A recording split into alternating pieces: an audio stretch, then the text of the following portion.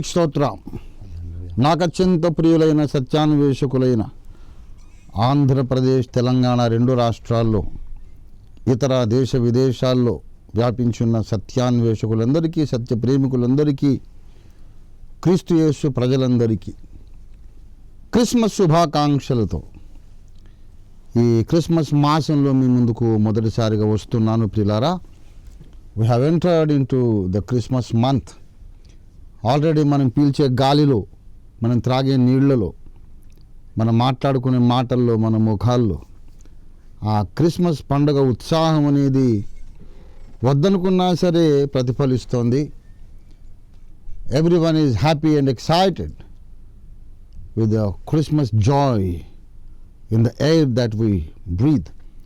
మనం పీలుస్తున్న గాలి మనకు చెబుతోంది క్రిస్మస్ నెల వచ్చేసింది, యేసయ్య జన్మదినాన్ని మనం జరుపుకునే శుభమాసం వచ్చిందని. కనుక ఈ క్రిస్మస్ మాసంలో మొట్టమొదటిసారిగా మీ ముందుకు వస్తున్నాను. వాస్తవానికి 2వసారి నేను రావాలి. ఈ క్రిస్మస్ నెలలో ఇది 2వ లైవ్ షో కావాలి. కానీ ఈ కార్యక్రమము నేను కొంచెం అంతరాయం ఇవ్వాల్సి వచ్చింది, అంతరాయం కలిగించాల్సి వచ్చింది. అది దురదృష్టవశాత్తు అని చెప్పాలి, అయినా అదృష్టవశాత్తు అని కూడా చెప్పాలి. ఎందుకంటే లాస్ట్ థర్స్డే నేను ఇక్కడ నుండి బంగ్లాదేశ్ వెళ్ళాల్సి వచ్చింది. శుక్ర, శని, ఆదివారాలు 4, 5, 6 తారీఖులు మరి బంగ్లాదేశ్లో అక్కడ ఉన్నటువంటి తెలుగు క్రైస్తవ సంఘాల మధ్యలో దేవుని వాక్య పరిచయం చేశాను. అక్కడ ఉన్నటువంటి 3 వేరువేరు సంఘాల వారు నన్ను పిలిచి అభిమానంతో, ప్రేమతో స్వీకరించి నా ద్వారా దేవుని వాక్యాన్ని విన్నారు. ఆ దూరదేశంలో మరి క్రైస్తవ విశ్వాసులకు ఎన్నో ప్రమాదాలు పొంచి ఉన్నటువంటి ఆ దేశంలో తెలుగు క్రైస్తవ విశ్వాసులు, దైవజనులు ఎంత భక్తిపరులుగా, మోకాళ్ళ ప్రార్థనా వీరులుగా, నియమ నిష్టలతో ఆ ఉన్న కొద్దిమంది కలిసి ఏకీభవించి ఎంత అద్భుతంగా సువార్త కొరకు ధ్వజమును ఎత్తారో నేను కళ్ళారా చూసినప్పుడు ప్రియులారా నేను నిజంగా ఆశీర్వదింపబడ్డాను. కనుక పోయిన శుక్రవారం నేను మీ ముందుకు రాలేని కారణం ఏంటంటే బంగ్లాదేశ్లో నేను పరిచయం చేస్తున్నాను. మళ్ళీ దేవుని కృపను బట్టి సోమవారం వచ్చేసాను. ఈ శుక్రవారం మీ ముందుకు వచ్చాను.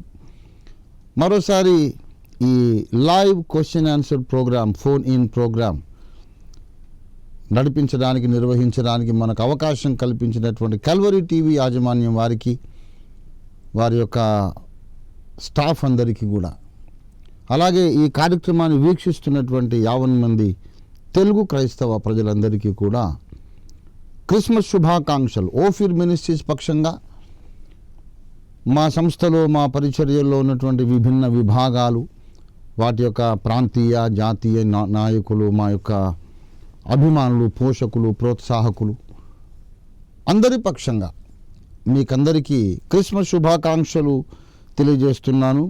అంటే క్రిస్మస్ శుభములు మీకు కలుగునుగాక అని అర్థం. అంటే అర్థం ఏంటంటే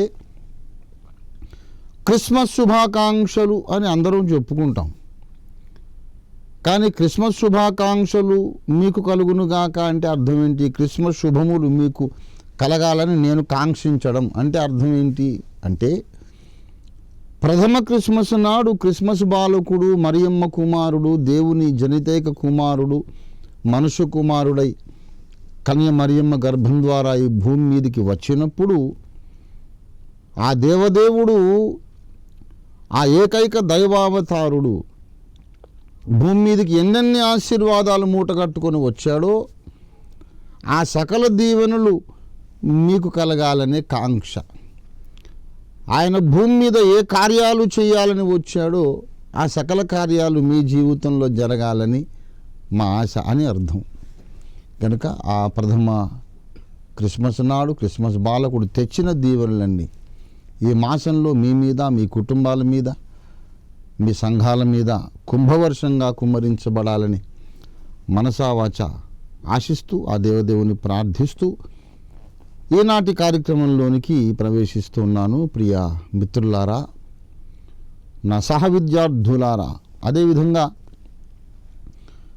నా కుడివైపు ఈనాడు నా ప్రక్కన కూర్చుండి ఈ కార్యక్రమంలో నాతో పాటు పాలు పంచుకుంటున్నటువంటి నా ప్రియ సహదాసులు పాస్టర్ రాంబాబు గారు.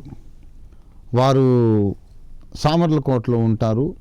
తూర్పుగోదావరి జిల్లా స్థాయిలో వారు మా రాష్ట్రీయ క్రైస్తవ పరిషత్ యొక్క అధికార ప్రతినిధి గనుక వారు మనతో ఉండడం చాలా మనకందరికీ ఆశీర్వాదకరం, ప్రోత్సాహకరం. వారిని స్వాగతిస్తూ ఉన్నాం. అలాగే నా ఎడమ చేతి వైపు ఉన్నటువంటి నా ప్రియ సహదాసుడు, ప్రియ తమ్ముడు మరి ఎలీషా. తమ్ముడు నాకు కుమారుడు. మరి తమ్ముడు కుమారుడు అంటాను కానీ నాకున్న సహదాసులు అందరూ కూడా మానవ భాషలో చెప్పలేనటువంటి అనుబంధం నాతో పెనవేసుకున్నటువంటి నా ఆత్మీయ పిల్లలు. ఇంకా ఏం చెప్పాలో తెలియక తమ్ముడు అంటాం, కొడుకు అంటాం, అన్నయ్య అంటాం, నాన్నగారు అంటాం. కానీ అంతకన్నా మించినటువంటి అగాపే ప్రేమలో మేమందరం అంటుకట్టుబడి ఉన్నాం. పాస్టర్ ఎలీషా మరి తాను మచిలీపట్నం ఏరియా జిల్లా, కృష్ణా జిల్లా ఏరియాలో ఆ జిల్లా స్థాయిలో అగాపే టీవీ క్లబ్ అనే సంస్థ ఉంది మాకు. అగాపే టీవీ క్లబ్ అనే దాన్ని స్థాపించి ఇలాంటి కార్యక్రమాలు మీ ముందుకు తీసుకురావడానికి, స్పాన్సర్షిప్ రేజ్ చేయడానికి అవిరళ కృషి చేస్తోంది. అలాంటి అగాపే టీవీ క్లబ్లో వీరు జిల్లా స్థాయి కోఆర్డినేటర్గా పాస్టర్ ఎలీషా గారు ఉన్నారు. వారి అసలు పేరు నాగమురళీ కృష్ణ అనుకుంటా కదా, నాగవీర బ్రహ్మం అసలు పేరు అది. తర్వాత రక్షణ పొందాక ఇప్పుడు ఎలీషా దేవుని సేవకుడు, సంఘ కాపరి, సువార్థికుడు. చాలా సంతోషం. వారిద్దరిని కూడా స్వాగతిస్తూ మరి ఈ కార్యక్రమాన్ని మనం ప్రారంభించుకుందాం.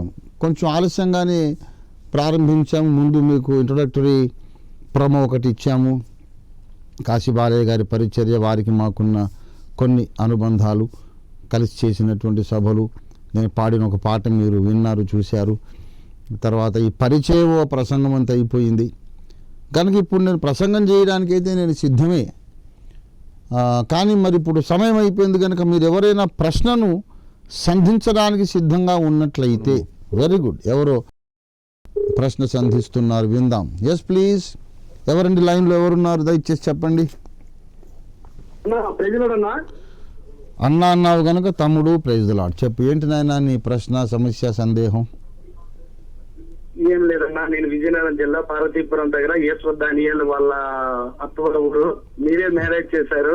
ఓ చాలా సంతోషం, చాలా సంతోషం. శ్రీనివాస్ పరిమళ వైజాగ్ లో శ్రీహరిపురంలో మ్యారేజ్ చేశారు. శ్రీనివాస్ తమ్ముడు, ఐ రిమెంబర్ యూ. చెప్పు, ఏం సంగతి? అన్న, నేను హైటెక్ సిటీలో ఉన్నాను. మీకు నెక్స్ట్ వారం కలుస్తాను. ఒక్క మాట, ఈ క్రిస్టమస్ ట్రీ ఎందుకు పెడతారని మనోళ్ళకి కూడా ఉదయం అడిగాను సత్యనారాయణ గారికి. అన్న, నా తమ్ముడు నాకు ఇదే డౌట్ అయిపోయింది. సరే సరే, మంచి చెప్తా. అదే కదా నాన్న ప్రశ్న, ఎందుకు పెడతారని. ఎక్కువ మంది, నేను ఇక్కడ సాఫ్ట్వేర్ లో సైబరాబాద్ లో చేస్తాను. మంచిది మంచిది, అయిపోయింది కదా ప్రశ్న. నేను చెప్తా, సమాధానం చెప్తాను. రిసౌండ్ వస్తుంది కాబట్టి కట్ చేస్తున్నా, అన్యదా భావించొద్దు. నేను సమాధానం చెప్తాను, వినండి.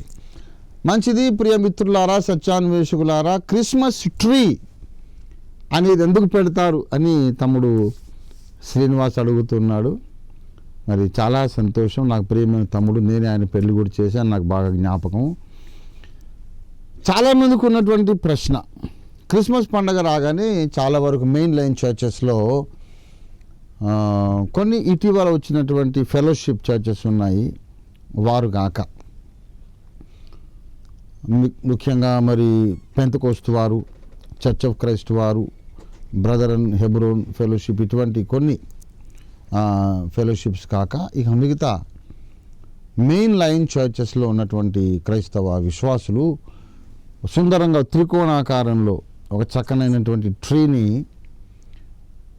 వారు అరేంజ్ చేసి, దానికంతా కూడా ఒకవైపు ఏమో కొన్ని గ్రీటింగ్ కార్డ్స్, కొన్ని ఏమో రకరకాల బల్బులు, గోళాలు, రంగురంగుల అలంకారప్రాయమైనటువంటి అలంకరణలు చేస్తారు. రకరకాల రంగురంగుల కాగితాలు, మెరిసే కాగితాలు, చిన్న చిన్న గిఫ్ట్ బాక్సెస్, ఇట్లాంటివన్నీ దానికి మెరిసే బల్బులు, ఫ్రూట్ బల్బ్స్ ఇల్యూమినేట్ చేయటానికి. ఇంకా ఎన్ని రకాలుగా వీళ్లకు క్రియేటివిటీ పనిచేస్తుందో అన్ని రకాలుగా. ఒక్కొక్కరు ఒక్కొక్క రకంగా క్రిస్మస్ ట్రీని అలంకరిస్తారు. అది ఇంటికి ఒక ఆర్నమెంటల్గా ఉంటుంది, ఆభరణప్రాయంగా ఉంటుంది. అదొక ఉల్లాసం, పండగ సంబరం చేసుకోవడానికి, ఉల్లాసాన్ని వ్యక్తం చేయడానికి అదొక మార్గం, అంతేగాని అది ఒక ఇష్యూ కానే కాదు. క్రిస్మస్ ట్రీని తప్పకుండా పెట్టుడి అన్న ఆజ్ఞ దేవుని వాక్యంలో లేదు. క్రిస్మస్ ట్రీని పెట్టకుడి అనే ఆజ్ఞ కూడా దేవుని వాక్యంలో లేదు. పాపము అనగా అర్థం ఏంటంటే ఆజ్ఞ అతిక్రమమే పాపము. దేవుడిచ్చిన ఆజ్ఞను ఉల్లంఘించుట పాపము. ఈ ఉల్లంఘన 2 విధాలు, sin of commission, sin of omission. ఈ 2 ఉన్నాయి. కమిషన్ అంటే పని కట్టుకుని చేయటం, ఒమిషన్ అంటే చేయకుండా దాటవేయడం. దేవుడు ఇది చేయండర్రా తప్పకుండా అని ఆజ్ఞాపించినది నిర్లక్ష్యం చేసి చేయకుండా ఉంటే సిన్ ఆఫ్ ఒమిషన్.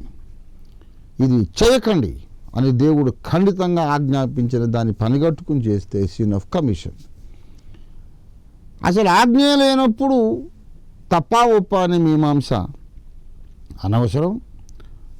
పాపమా పుణ్యమా తప్పా ఒప్ప అనే మీమాంస లేకపోతే ఆరోగ్యానికి ఏమన్నా చెడు చేస్తుందా, సమాజపు ఆరోగ్యానికి కానీ మన వ్యక్తిగత దేహ ఆరోగ్యానికి కానీ ఏదైనా చెరుపు చేస్తుందా అనే ఆలోచన కూడా ఉండాలి. ఇవేవీ లేనప్పుడు ఏదో ఇంటికి ఏదో తోరణాలు కట్టినట్టు, రంగురంగుల కాగితాలు అతికించుకున్నట్టు దాన్ని చేసుకుంటారు. దాన్ని ఏదో అలంకారప్రాయంగా పెట్టుకొని ఒక సుందరంగా ఆ సన్నివేశాన్ని, ఆ ఎన్విరాన్మెంట్ని ఎంజాయ్ చేస్తారు అంతే తప్ప అది ఒక విగ్రహము కాదు. చాలామంది క్రైస్తవ డినామినేషన్లే అడుగుతున్నారు, మీరు క్రిస్మస్ ట్రీని చేసుకొని సాగిలపడి ఆరాధించుట అది వాక్య సమ్మతమా అనే క్రైస్తవ డినామినేషన్లో నేను చూశాను. Nobody is worshipping the Christmas tree. Christmas ట్రీని ఎందుకు చేశారు అంటే దాని వెనుక ఈ క్రిస్మస్ తాత అనే ఒక లెజెండ్ ఉన్నది. అది తరతరాలుగా వస్తున్నటువంటి ఒక కల్పిత కథ. ఆ కథ ఏమిటంటే యేసు ప్రభు వారిని ఆయన పుట్టినప్పుడు చూడాలని బయలుదేరినటువంటి జ్ఞానుల్లో ఒకడు తప్పిపోయినాడట. జ్ఞానుల్లో ఒకడు తప్పిపోయి మామూలుగా మిగతా జ్ఞానులేమో యేసు బాలుడుగా ఉన్నప్పుడే 2 సంవత్సరాల బాలుడు కాకముందే వచ్చారు, చూశారు, పూజించి ఆరాధించి వెళ్ళిపోయారు.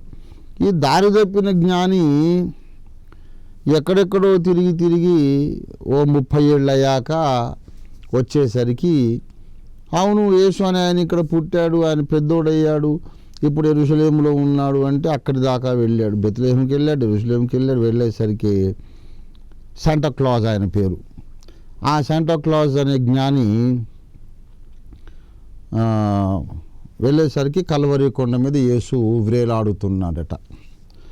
యేసు వ్రేలాడుతున్నాడు చూసి, అయ్యో ప్రభువా నిన్ను ఆరాధించడానికి వచ్చేసరికి నీ జీవితం అయిపోయిందాన్ని వెళ్ళిపోతున్నావా తండ్రి అని దుఃఖంతో కన్నీళ్లు గారుస్తూ శిలువ మీద ఉన్న యేసుని శాంటా క్లాజ్ గారు చూశారట. చూస్తే యేసయ్య అక్కడి నుంచే మౌనంగా ఒక చూపు శాంటా క్లాజ్ కళ్ళల్లో ఆయన కళ్ళు చూపు నిలిపి మౌన భాషలో ఏదో అన్నాడు. ఆ చూపు శాంటా క్లాజ్కి ఎలాగ అర్థమైందంటే ఏ విధంగా దాన్ని ఆయన అర్థం చేసుకున్నాడు అంటే, శాంటా క్లాజ్ నాకేదో బహుమానాలు ఇవ్వాలని వచ్చావు కదా, ఆ బహుమానాలు పట్టుకెళ్ళి దేశంలో లోకంలో ఉండే నిరుపేదలందరికీ పంచిపెట్టు. కొనుక్కోవాలని ఆశ కలిగి ఆశపడి కూడా కొనుక్కోలేని వాళ్ళకి బట్టలు, వాళ్ళకి ఆహారం, ఇంకా మంచి మంచి వస్తువులు ఇవ్వు. పేదలకు నీవు ఇస్తే ఆ కానుకలన్నీ నాకే చెందుతాయి, నాకు అందుతాయి, నా దగ్గర చేరుకుంటాయి. వెళ్ళు శాంటా క్లాజ్, ఇప్పుడు బాధపడకు. నన్ను ఆరాధించిన ఆ జ్ఞానులు ఒకరోజే ఆరాధించారు, కానీ నీవు ఎప్పటికీ నన్ను ఆరాధిస్తూ ఉండొచ్చు పేదలకు బహుమతులు ఇవ్వడం వల్ల అని యేసు చెప్పినట్టు శాంటా క్లాజ్కి అర్థమైందట. అప్పుడు ఆయన అక్కడి నుంచి బయలుదేరి ఇప్పటికీ సజీవుడుగా చిరంజీవిగా ఉన్నాడు. మన దేశంలో నమ్ముతారు హనుమంతుడు, అగస్త్యుడు, యాజ్ఞవల్కుడు చిరంజీవులు, వాళ్ళు ఎప్పటికీ చచ్చిపోరని. అలాగే ఇప్పుడు కొంతమంది ఏంటంటే శాంటా క్లాజ్ కూడా బ్రతికే ఉంటాడు. అప్పటి నుంచి ఇప్పటిదాకా 2000 ఏళ్ళు శాంటా క్లాజ్ ప్రతి క్రిస్మస్ నాడు ఆయన రహస్యంగా దేశ సంచారం, లోక సంచారం చేస్తూ ఉంటాడు. ఆయన మనకు తెచ్చినటువంటి గిఫ్ట్స్ను ఈ క్రిస్మస్ ట్రీకి తగిలించి వెళ్ళిపోతాడు అని ఒక కథ సృష్టించారు. నేను చెప్పేది లేఖన సత్యం కాదు, ఆధ్యాత్మిక సత్యం కాదు, ఒక స్టోరీ పుట్టించారు అంతే. అయితే చిన్నపిల్లలకు ఇది ఒక అలవాటు చేశారనమాట. చిన్నపిల్లలకు నేర్పించాలి, శాంటా క్లాజ్ వస్తాడు, నువ్వు నిద్రపోవాలి, నిద్రపోయి లేచేసరికి శాంటా క్లాజ్ వచ్చి నీకు బహుమానం ఇస్తాడని. వీళ్ళు డాడీ నాకు సైకిల్ కావాలి, నాకు మిఠాయి కావాలి, నాకు చాక్లెట్ కావాలి, నాకు కోటు కావాలి, నాకు స్వెటర్ కావాలి, నాకు టోపీ కావాలి అని అడిగిన వస్తువులు ఈ పిల్లలు నిద్రపోయినాక తల్లిదండ్రులే ఆ చెట్టుకు తగిలిస్తారు. పిల్లలు నిద్ర లేచి శాంటా క్లాజ్ వచ్చేళ్ళే రాత్రి ఇదిగో నాకు యేసయ్య గిఫ్ట్ పంపించాడని సంబరపడిపోతారు. అలాగా ఈ కథను బ్రతికించేశారనమాట. ఈ కథకు ప్రాణం పోశారు, బ్రతికించేశారు. అలాగే శాంటా క్లాజ్ వచ్చి ఆ ట్రీకి ఒక గిఫ్ట్ తగిలించిపోతాడు అని. ఈ శాంటా క్లాజ్ కథను ఎందుకు బ్రతికించారంటే పిల్లలకు ఒక పాఠం నేర్పడానికి. అరే పిల్లలు, మీరు కూడా మీ ఫ్రెండ్స్లో ఉన్న పేదవాళ్ళకి ఏదైనా గిఫ్ట్స్, బహుమానాలు మీరు ఇవ్వగలిగితే ఆ గిఫ్ట్స్ అన్నీ యేసయ్యకు చేరితే, జీసస్కి వెళ్ళిపోతే పరలోకానికి డైరెక్ట్గా మీరు యేసును సంతోషపెట్టిన వాళ్ళు అవుతారా అని బాలబాలికలకు నేర్పించడానికి పెద్దలు కొంతమంది ఈ కల్పిత కథను కల్పించారు. It is a fictitious story, fiction, కల్పిత కథ with a holy intention. This is all a holy lie. ఇది పరిశుద్ధమైన అబద్ధం, మంచి ఉద్దేశంతో ఒక అబద్ధం కల్పించేశారు. చిన్నపిల్లవాడు అన్నం తినకపోతే చెట్టు మీద బూచాడున్నారా, తినకపోతే వాడు బూచాడుకు పట్టించేస్తాను అంటాం. బూచాడు ఉంటాడా నిజంగా? బూచాడున్నాడనేది వాడికి భయం పుట్టించడానికి కల్పించిన అబద్ధం. శాంటా క్లాజ్ ఉన్నాడనేది దాతృత్వము, దానగుణము పిల్లల్లో నేర్పించడానికి పుట్టించిన ఒక కథ, ఒక అబద్ధం. కాబట్టి ఇక ఇది ఒక కథగా కొన్ని తరతరాలుగా చలామణి అవుతూ వచ్చింది. అది ఏ కారణం చేత పుట్టినా క్రిస్మస్ ట్రీ అనేది క్రిస్మస్ సెలబ్రేషన్స్లో, క్రిస్మస్ డెకరేషన్స్లో ఒక భాగంగా మారింది. అది ఎందుకు చేస్తారో ఆ కారణాన్ని పక్కన పెడితే నా మటుకు నేను ఆర్టిస్ట్ని, నేను కవిని, గాయకుడిని, కంపోజర్ని, అన్నీ మీకు తెలుసు. నేను పెయింటర్ని కూడా, బొమ్మలు గీసేవాడిని కూడా. ఆ సుందరమైన క్రిస్మస్ ట్రీ ఆకారాన్ని చూడగానే ఒక ఉల్లాసం కలుగుతుంది. నాకు తెలిసి ఇదంతా అబద్ధమని. దాన్ని ఏం ఆరాధించను. శాంటా క్లాజ్ ఒక అబద్ధం, ఈ కథ అంతా అక్కర్లేదు. బీదలను కటాక్షించేవాడు ధన్యుడని బైబిల్లో ఉంది. నాకు తెలుసు అబద్ధం అని. కానీ ఆ సుందరమైన ఆకృతి ఇంటికి ఒక అందాన్ని తీసుకొస్తుంది. అందుచేత క్రిస్మస్ ట్రీని పెట్టుకుంటారు, అంతేగాని అది మాకు ఒక విగ్రహము కాదు. దాన్ని మేము ఆరాధించడం లేదు, దాన్ని ఆరాధించమని ఎవరూ చెప్పలేదు. కనుక దాన్ని తప్పు అని ఎవరు అనకండి. ఇష్టమైతే ఇంట్లో క్రిస్మస్ ట్రీ పెట్టుకోండి, నిరభ్యంతరంగా పెట్టుకోండి. లేఖనం ఖండించట్లేదు, దేవుడు మిమ్మల్ని దోషులుగా ఎంచడు, పెట్టుకోండి, పర్వాలేదు. ఒకవేళ ఇష్టం లేకపోయినా క్రీస్తు న్యాయపీఠం ముందు యేసయ్య గద్దించడు. ఎందుకురా నా బర్త్డే నాడు, నా పుట్టినరోజు నాడు మీరు ఎందుకు క్రిస్మస్ ట్రీ పెట్టలేదు అని యేసు ప్రభు వారు గద్దించడు. కాబట్టి అదొక ఇష్యూనే కాదు. ఇష్టం ఉన్న వాళ్ళు క్రిస్మస్ ట్రీ పెట్టండి, లేకపోతే మానేసేయండి. Yes please, over to the next question. Yes please, I'm waiting for the next question. John అండి. ఓ జాన్ గారు చెప్పండి, ఎక్కడి నుంచి నాయన? కోకట్పల్లి నుంచి. అయ్యా కోకట్పల్లి అండి. కూకట్పల్లి మా ఊరే, చెప్పండి. అయితే నా ప్రశ్న ఏంటంటే అండి, మామూలుగా క్రిస్మస్ చేస్తారు కదా అండి? అవును, చెప్పండి. ఆ చేసేటప్పుడు కొంతమంది ఏంటి ఆత్మతోటి, సత్యంతో ఆడవాళ్ళు నిలబడి నెత్తి మీద, తల మీద ముసుకేసుకుని పాటలు పాడుతున్నారండి. కొన్ని సంఘాలు ఏమవుతున్నాయంటే వాళ్ళ జడలు కట్ చేసుకుని తల ఎదరికేసేసుకుని వాణిలు తీసేసి డాన్సులు వేసేస్తున్నారు. మరి ఇది ఎట్లా చెయ్యొచ్చా? అలాగంటే ఏమంటున్నారు, దావీదు అప్పుడు డాన్స్ వేసాడు అంటున్నారు. దావీదు డాన్స్ వేయటానికి కారణం ఏంటి? ఆత్మతోటి లీనమైపోయి ఆయనలో చేసినప్పుడు వస్త్రహీనుడైపోయాడు. మరి ఇప్పుడు ఇక్కడ ఆడోళ్ళు 20 సంవత్సరాల ఆడోళ్ళు వాళ్ళకి కనిపించినట్టుగా యాక్ట్ చేసేస్తున్నారు. మరి అంత ఆత్మ ఊసుడైపోతే వీళ్ళు కూడా బట్టలు ఓడాలి కదండి. మరి అవసరమా అలా డాన్స్? మంచిది జాన్ గారు, మీ పరితాపాన్ని, మీ మనస్తాపాన్ని నేను కూడా గ్రహిస్తున్నా. I agree with you. మీరు మరీ బాధపడకండి, నేను మీతో అగ్రీ అవుతున్నాను. మరి జవాబు చెప్తాను, వినండి. ఇప్పుడు ఒక విషయం ఏంటంటే, స్త్రీలు సంఘంలో కొన్ని సంఘాలలోనేమో ముసుగు వేసుకొని క్రమంగా నిలబడి స్తుతిపాటలు పాడి ప్రార్థనలు చేసి క్రమంగా నిలుచుని ప్రభువుని ఆరాధిస్తున్నారు, పాటలు పాడుతున్నారు. కొన్ని సంఘాల్లో స్త్రీలు సరైనటువంటి డీసెంట్ వస్త్రధారణ కూడా లేకుండా, ముసుగులు తల మీద లేకుండా, వెంట్రుకలు కత్తిరించేసుకొని, మరి ఆ గంతులు వేయటం, ఎగరటం, డాన్సులు కూడా కొంచెం చూడటానికి బాగుండడం లేదు. ఇక అంతకన్నా ఎక్కువ నేను మాట్లాడలేను. కొంచెం బాగుండట్లేదు. మరి ఇది తప్పు కదా అనే విషయం జాన్ గారు అడిగారు. దానికి క్రిస్మస్ సెలబ్రేట్ చేస్తున్నారు అనే మాట వారు వాడారు. మరి దీనికి క్రిస్మస్ జోలికి ఎందుకు రావాల్సి వచ్చిందో నాకు తెలియదు. క్రిస్మస్ అనే ఇష్యూకి ఆడవాళ్ళ వస్త్రధారణ సరిగా ఉండాలి, ఆడవాళ్ళ యొక్క body language, movements, dressing, dress code అంతా కరెక్ట్గా ఉండాలనేది ఏమో ఒక జనరల్ ఇష్యూ.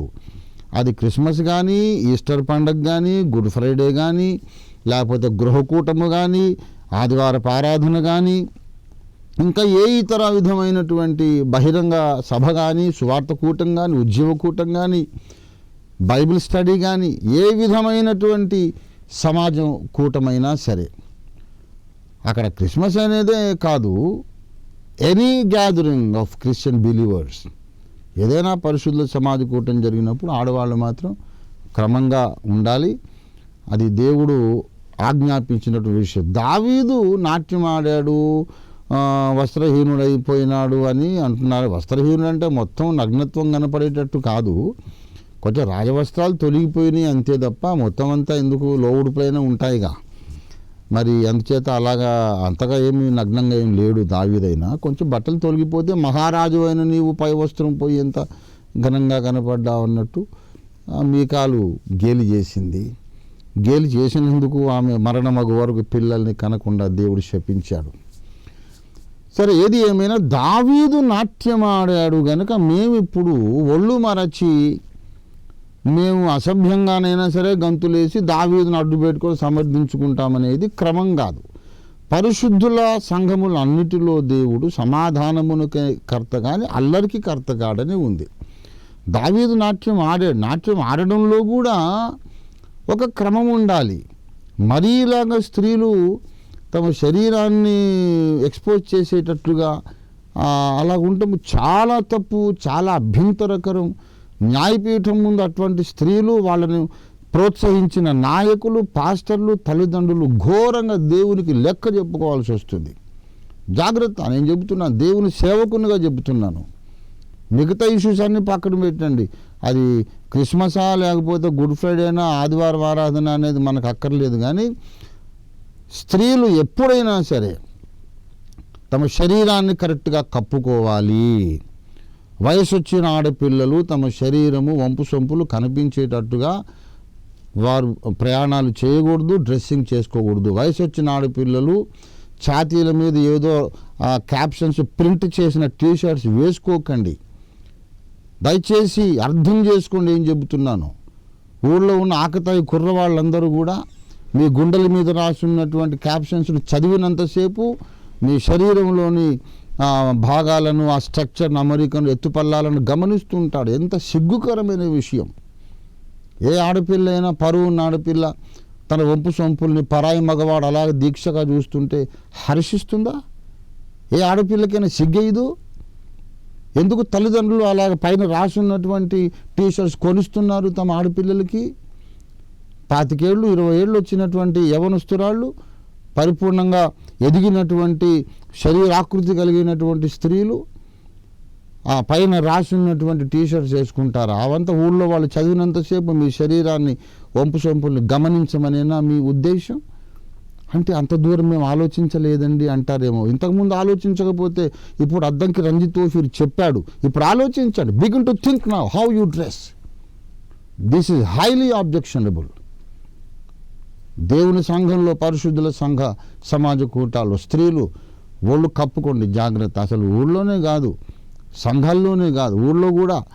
ఊళ్ళో మీరు మామూలు ప్రయాణాలు చేసినప్పుడు, వర్క్ ప్లేసెస్లో, ఆఫీసెస్లో, మీ యొక్క ట్రావెలింగ్, మీ జర్నీస్లో ఎప్పుడైనా సరే స్త్రీ తన శరీరాన్ని కప్పుకోవాలి.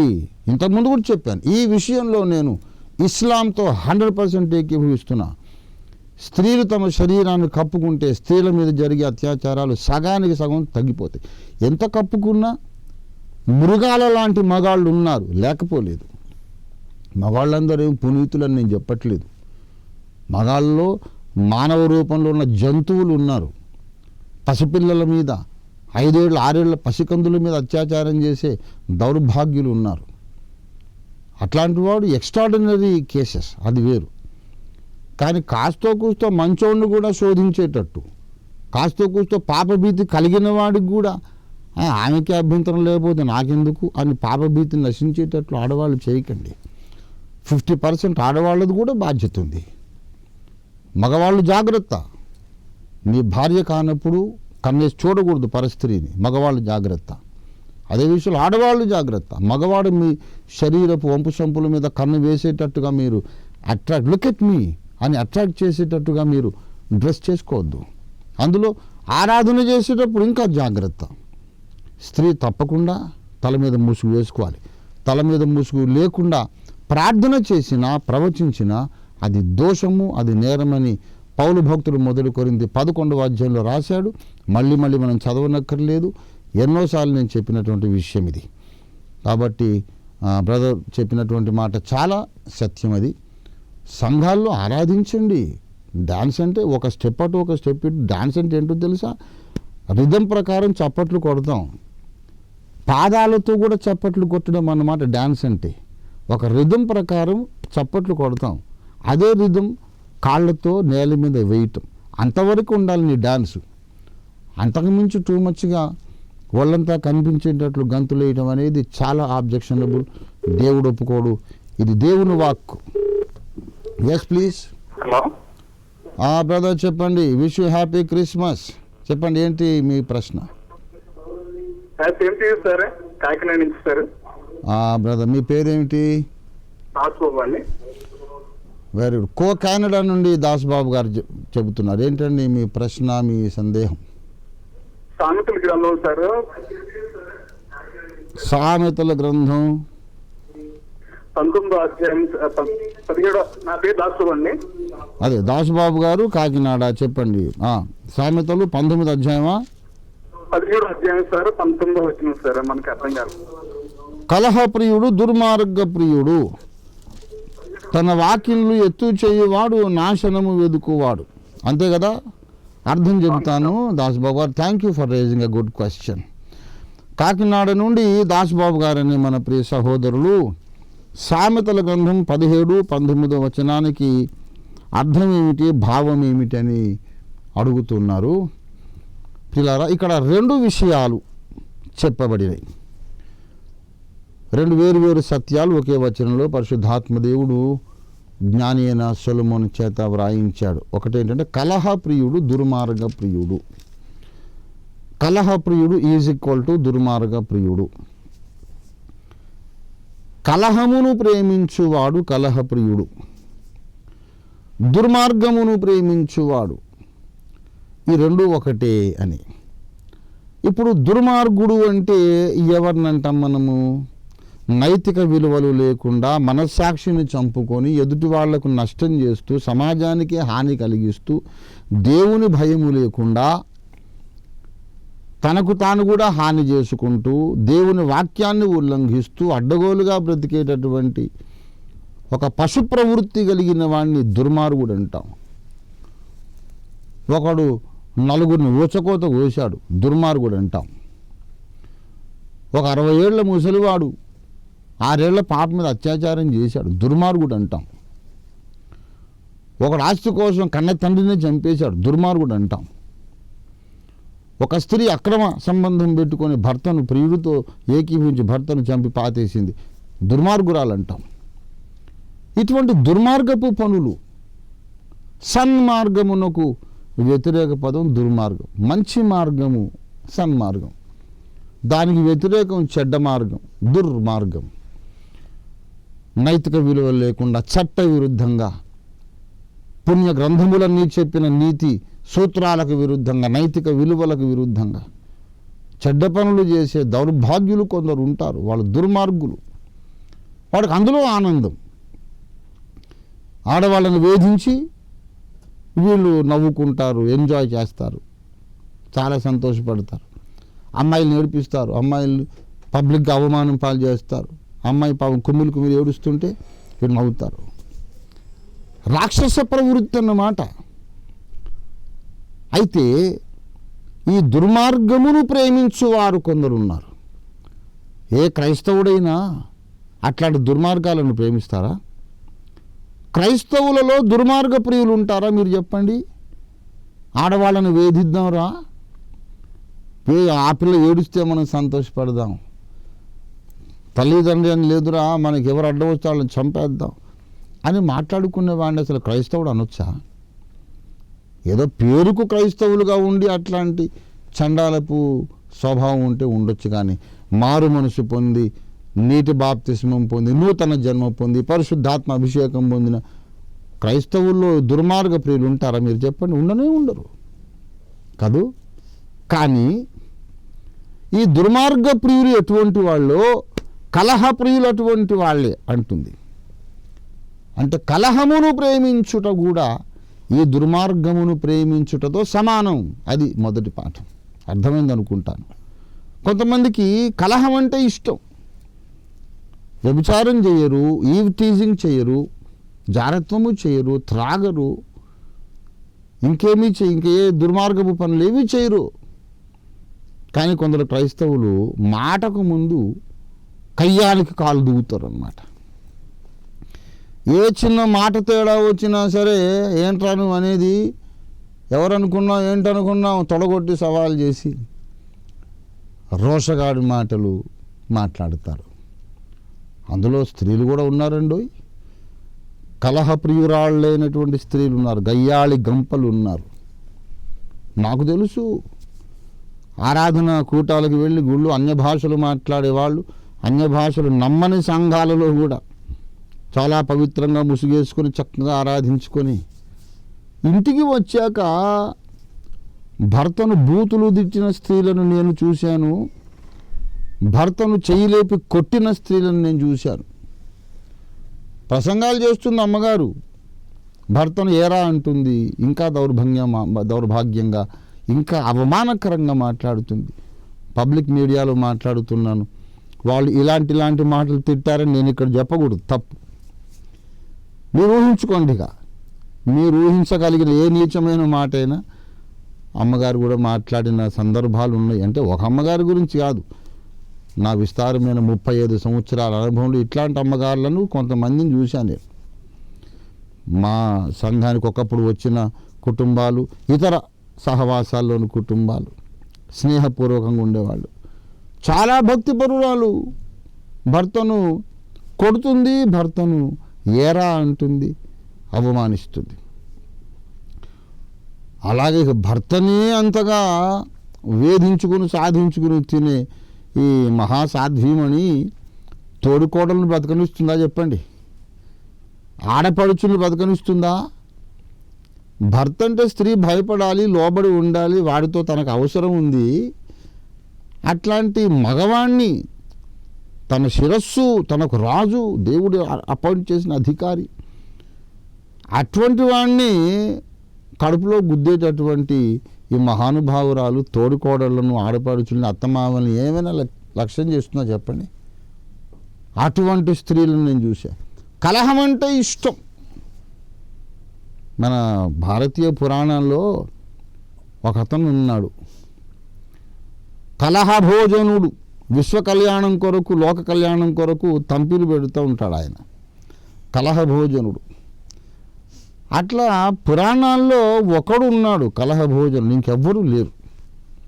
కానీ మన సంఘాల్లో మాత్రం లక్షల మంది ఉన్నారు కలహభోజనులు, కలహభోజనురాళ్ళు. ఏమండి, చాలా సరదా పడతారు. మనకెందుకులే గొడవ అనుకోరు. గొడవ మనకెందుకంటే ఎలాగ రా, ఆకలేస్తుంది, ఇక్కడ కడుపులో ఎలకలు పరిగెడుతున్నాయి, గొడవ మనకెందుకంటే ఎలాగా, మనం బతికేదో గొడవల మీద. చిన్న పాయింట్ దొరికిందా లేదా, కమాన్, అసలు ఇప్పుడు ఇష్యూ తేలాల్సిందే. సత్యము కొరకు కాదు, దేవుని వాక్యంలోని విషయాల కొరకు కాదు, సంఘక్షేమం కొరకు కాదు. ఆడేదో నాకు నమస్కారం పెట్టలేదని ఒక దెబ్బలాట, కమిటీలో నన్ను వేయలేదని ఒక కొట్లాట. దైవ సేవకులు కూడా నలుగురు సేవకుల్ని బోధకులుగా పిలిస్తే ఆయన పేరు ముందేసావు, నా పేరు వెనుకేసావు ఏంటని దెబ్బలాడి, నేను సభలో మాట్లాడను పోండి అని చెప్పి వెళ్ళిపోయిన వాళ్ళు ఉన్నారు. కిందో మీదో వేశాడు కదండి, అందరి పేర్లు పైన. ఇప్పుడు ఎవరి పేరు పైన వేసినా మిగతా వాళ్ళకి బాధే. ఎవరో ఒకరిది వేశారు పైన, నేను సీనియరు, నన్ను ముందు పెట్టాలి అని దెబ్బలాడి వెళ్ళిపోయిన ప్రసంగికులు ఉన్నారు. మరి వాళ్ళు ఏం ప్రసంగాలు చేస్తున్నారో, ఏం సువార్త చెబుతున్నారు, ఏ సిల్వరు మోస్తున్నారో నాకు అర్థం కాలేదు. అసలు పేరే వేయకపోయినా నేను యేసుని ఎత్తి చూపుతానండి, నాకు అవకాశం ఇచ్చారు చాలా అనుకోవాలి. అలాంటి సాత్వికం లేదు. కలహం అంటే ఇష్టం, గొడవలంటే ఇష్టం ఉన్నటువంటి వాళ్ళు ఎక్కడ లేని భక్తి నటిస్తారు. మమ్మల్ని మించిన క్రైస్తవుడే లేడు, మమ్మల్ని మించిన పరిశుద్ధురాలే లేదు, కడబూరం రోగినప్పుడు ముందెత్తబడే వాళ్ళు మేమే అని ఫీల్ అయిపోతారు. కలహప్రియురాళ్ళారా, కలహప్రియులారా, మీరు ఆ దుర్మార్గ ప్రియులతో సమానం అని చెబుతున్నాడు. అది మొదటి విషయం. కలహమును ప్రేమిస్తే చెడ్డ పనులను ప్రేమించినట్టే. క్రైస్తవుడు సమాధానమును ప్రేమించాలి, సమాధానమును వెతికి దాని వెంటాడండి అన్నాడు.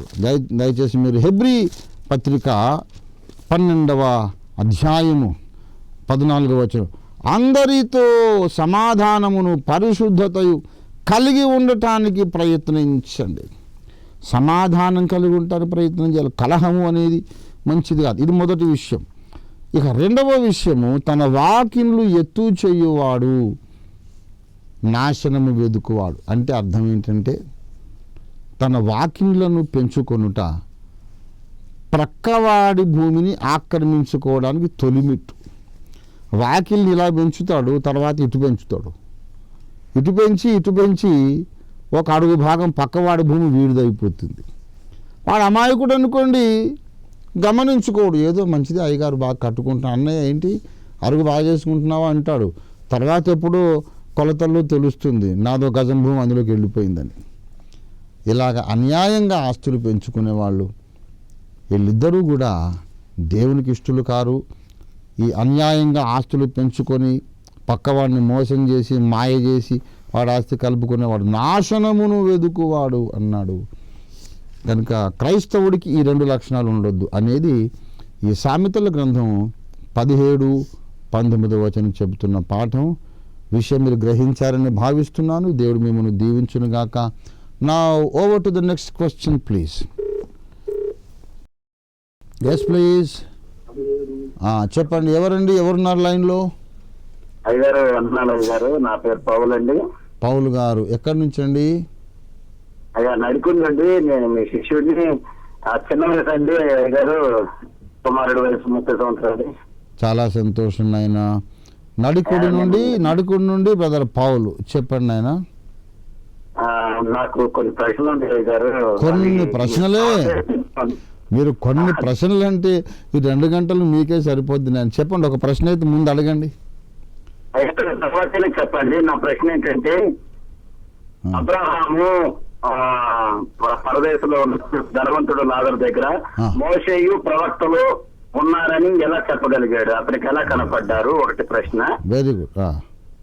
రెండోది, సోది చెప్పే ఒక స్త్రీ సమయాలని పైకి ఎలా రక్షించగలిగింది? అది ఆ కర్ణ పిశాచి. మూడోది, మహోన్నతుని విద్య అనేది ఉంది కదా అయ్య గారు బిలాం దగ్గర, ఆ విద్య గురించి కొంచెం వివరంగా చెబితే తెలుసుకోవాలనుకుని ఆశపడుతున్నాను అయ్య గారు. Okay okay, thank you brother Paul. నేను ఈ 3 ప్రశ్నలు మొదటి 2 మాత్రం గ్యారంటీగా చెబుతాను, రెండవది కొంచెం సుదీర్ఘమైన అంశం, అవకాశం ఉంటే చెబుతా, లేకపోతే మీరు అన్యదా భావించకండి, మరోసారి వచ్చే వారమైనా చెప్పుకుందాం. ఇప్పుడు రీసౌండ్ వస్తుంది కాబట్టి కట్ చేస్తున్నాం, మీరేం బాధపడకండి. నడికుడి నుండి బ్రదర్ పాల్ అనే యవనస్తుడు 30 సంవత్సరాలనే వయసు కూడా చెప్పాడు. దేవుడు ఆ కుమారుణ్ణి ఆశీర్వదించునుగాక. నేను సేవ ప్రారంభించిన 5 ఏళ్ళు అయ్యాక పౌలు బాబు పుట్టాడు. దేవుడు ఆ కుమారుణ్ణి దీవించి పౌలంతటి వాడుగా వాడుకోవాలని, మరి తన కృపతో నింపాలని నేను ఆశీర్వదిస్తున్నాను, దేవుని ప్రార్థిస్తున్నా. ప్రియులారా, కుమారుడు 2 విషయాలు అడిగాడు. మొదటి విషయం ఏంటంటే, మరి అబ్రాహాము రొమ్మున బీద లాజరు దేవదూతల చేత కొనిపోబడి అబ్రహాము రొమ్మున ఆనుకున్నప్పుడు ఇక్కడ నుండి పాతాళపు అగ్ని జ్వాలల మంటల మధ్యలో నుండి ఈ ధనవంతుడు కేకబెడుతున్నాడు, తండ్రివైన అబ్రహామా నాకు దాహం వేస్తుంది, నాకు దాహం వేస్తుంది. తండ్రివైన అబ్రహామా లాజరును పంపించు, తన వ్రేలి కొనను నీళ్లలో ముంచి నా నాలుకను చల్లార్చున్నట్లు లాజరును పంపు అన్నాడు.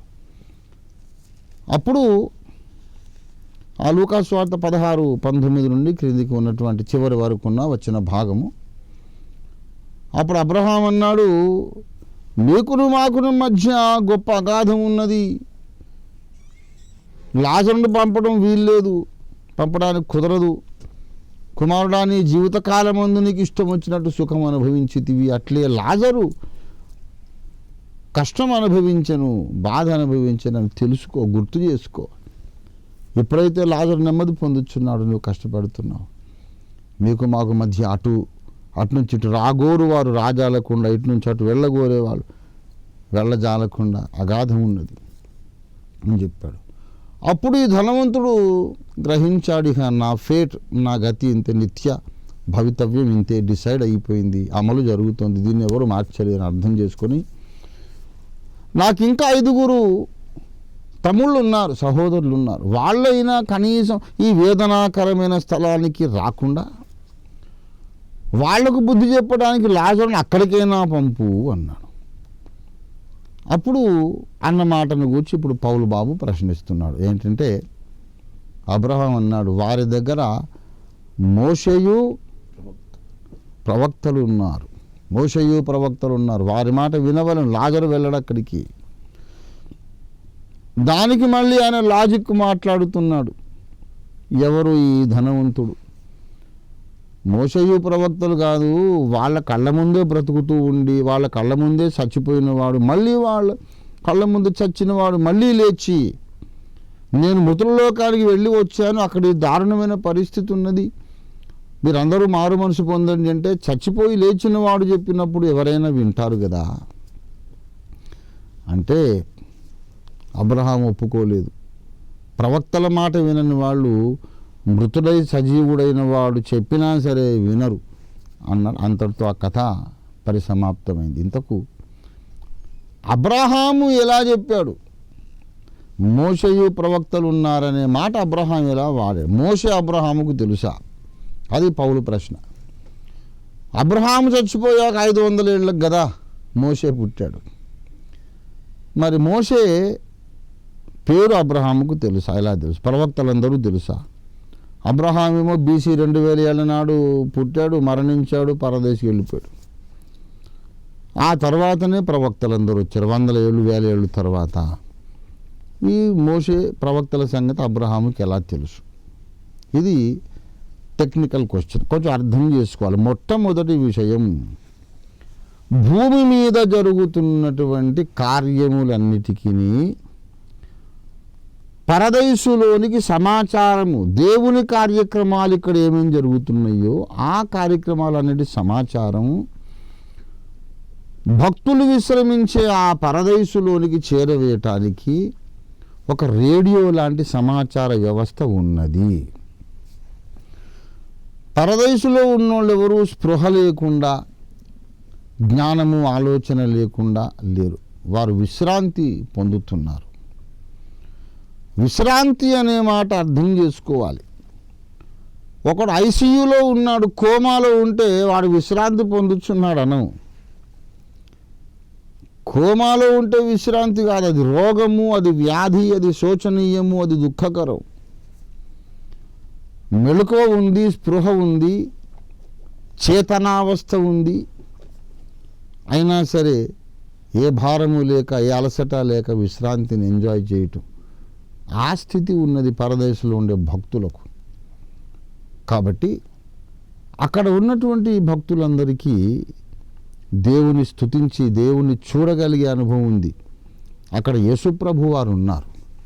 యేసుప్రభు వారు ఒక రూపము తండ్రి దేవుని ముందు మోకరించి విజ్ఞాపన చేస్తుంది. యేసయ్య యొక్క ఇంకొక రూపం తండ్రి ప్రక్కన సింహాసనం మీద కూర్చొని ఉన్నాడు. యేసునాథుని ఇంకొక రూపం పరదైసులో ఉన్నటువంటి భక్తులకు ఎల్లప్పుడూ కనబడుతూ ఉంటుంది ఆ రూపం. అందుకే పౌలు అన్నాడు, నేను వెడలిపోయి క్రీస్తుతో కూడా ఉండవలెనని నాకు మిగుల ఆశ ఉన్నది అన్నాడు. నేను దేహమును విడిచిపెట్టి ప్రభువునొద్ద నివసించాలని ఆశపడుతున్నానన్నాడు. 2 కొరింథీ 5వ వచనంలో 8వ వచనం, 5వ అధ్యాయం 8వ వచనం అనుకుంటా. I want to be absent from the body and I want to be present with the Lord. The most beautiful way of expressing the faith, the hope of a Christian. 2 కొరింథీ 5:8 ఇట్లు ధైర్యము కలిగి ఈ దేహమును విడిచి ప్రభువునొద్ద నివసించడానికి ఇష్టపడుచున్నాం. We want to be absent from the body and be present with the Lord. అంటే ఇక్కడ నుంచి యాబ్సెంట్ అయి ప్రభువునొద్ద ఉంటావంటే కోమాలో వెళ్ళిపోతామని కాదు. చాలామంది అనుకుంటున్నారు చచ్చిపోయిన వాళ్ళకి ఇంకా ఏ స్పృహ ఉండదని. కాదు కాదు కాదు, స్పృహ ఉంటుంది, మెళుకు ఉంటుంది, చేతన అవస్థ ఉంటుంది. కనుక ప్రభువునొద్ద నివసించుట అనే కాన్సెప్ట్ వచ్చింది. తర్వాత అక్కడ ప్రభువును చూస్తున్నప్పుడు స్తుతించకుండా ఉంటారా? ప్రభువారు కనబడితే ఆయన పాదాలు ముద్దు పెట్టుకోకుండా ఉంటారు ఎవరైనా? They enjoy the touch and the presence of lord Jesus in Paradise. ఆ సమయంలో భూమి మీద దేవుడు చేస్తున్న ఘనకార్యముల గూర్చిన సమాచారం కూడా వాళ్ళకు అందుతుంది. అబ్రహాము చనిపోయి విశ్రాంతి స్థలానికి వెళ్ళినా ఆ తరువాత అబ్రహాముకు చెప్పాడుగా దేవుడు, నీ సంతతి వలన, నీ సంతానము వలన లోకమందరి సకల వంశములు ఆశీర్వదింపబడును అన్నాడు కదా. అది ఎలా జరుగుతుందో ఆయనకు తెలీదు. మరి దేవుడు ఆ సమాచారం అబ్రహాముకు తెలియజేసి, అబ్రహాము నీ సంతతి వారు ఐగుప్తులో ఉన్నారు, నేను విమోచించాను, 400 ఏళ్ళు అయ్యాక వాళ్ళకు దేశం ఇచ్చాను, వాళ్ళకు ప్రవక్తలు ఇచ్చాను, వాళ్ళు ధర్మశాస్త్రాన్ని పొందుకున్నారు సీనాయి కొండ దగ్గర, ఇదిగో నా కార్యం ఇలా జరుగుతోంది అని దేవుడు అబ్రహాముకు తెలియపరిచాడు. కనుక ఈ మోషే, ఈ ప్రవక్తలందరి సమాచారం ఎప్పటికప్పుడు మూల పురుషుడైన అబ్రహాముకు తెలిసిపోతూనే ఉంది. ఇప్పుడు మన మధ్యలో నుంచి పైకి వెళ్ళిపోయిన బ్రదర్ భక్త సింగ్ గారు, అపోజిల్ పిఎం సమూయేల్ గారు, మార్టిన్ లూథర్ గారు, ఇట్లాంటి మహాభక్తులందరికీ ఇప్పుడు మనం ఇలాంటి లైవ్ ఫోన్ ఇన్ ప్రోగ్రాం పెట్టుకున్నామనే సంగతి కూడా తెలుసు. వాళ్ళు సంతోషంగా సంబరంగా ఒకరినొకరు చూసుకుని ముసుముసు నవ్వులు నవ్వుకుంటూ ఉంటారు. పెద్దవాళ్ళు చూడండిరా అబ్బాయి మన గురించి మాట్లాడేస్తున్నాడు అనుకుంటారు అక్కడ పైన. They are just upstairs. Duplex house లాగా ఉంది విశ్వం. డూప్లెక్స్ హౌస్ మెట్లకి వాళ్ళు పై పోర్షన్కి వెళ్ళారు, మనం ఇంకా కింద ఉన్నాం అంతే. దేవుని కుటుంబం సగం ఆకాశంలో ఉంది, సగం భూమి మీద ఉంది. కాబట్టి అక్కడికి సమాచారం వెళ్ళిపోయిందనమాట. అందుచేత అబ్రహాం చెప్పగలిగాడు. అంతేకాకుండా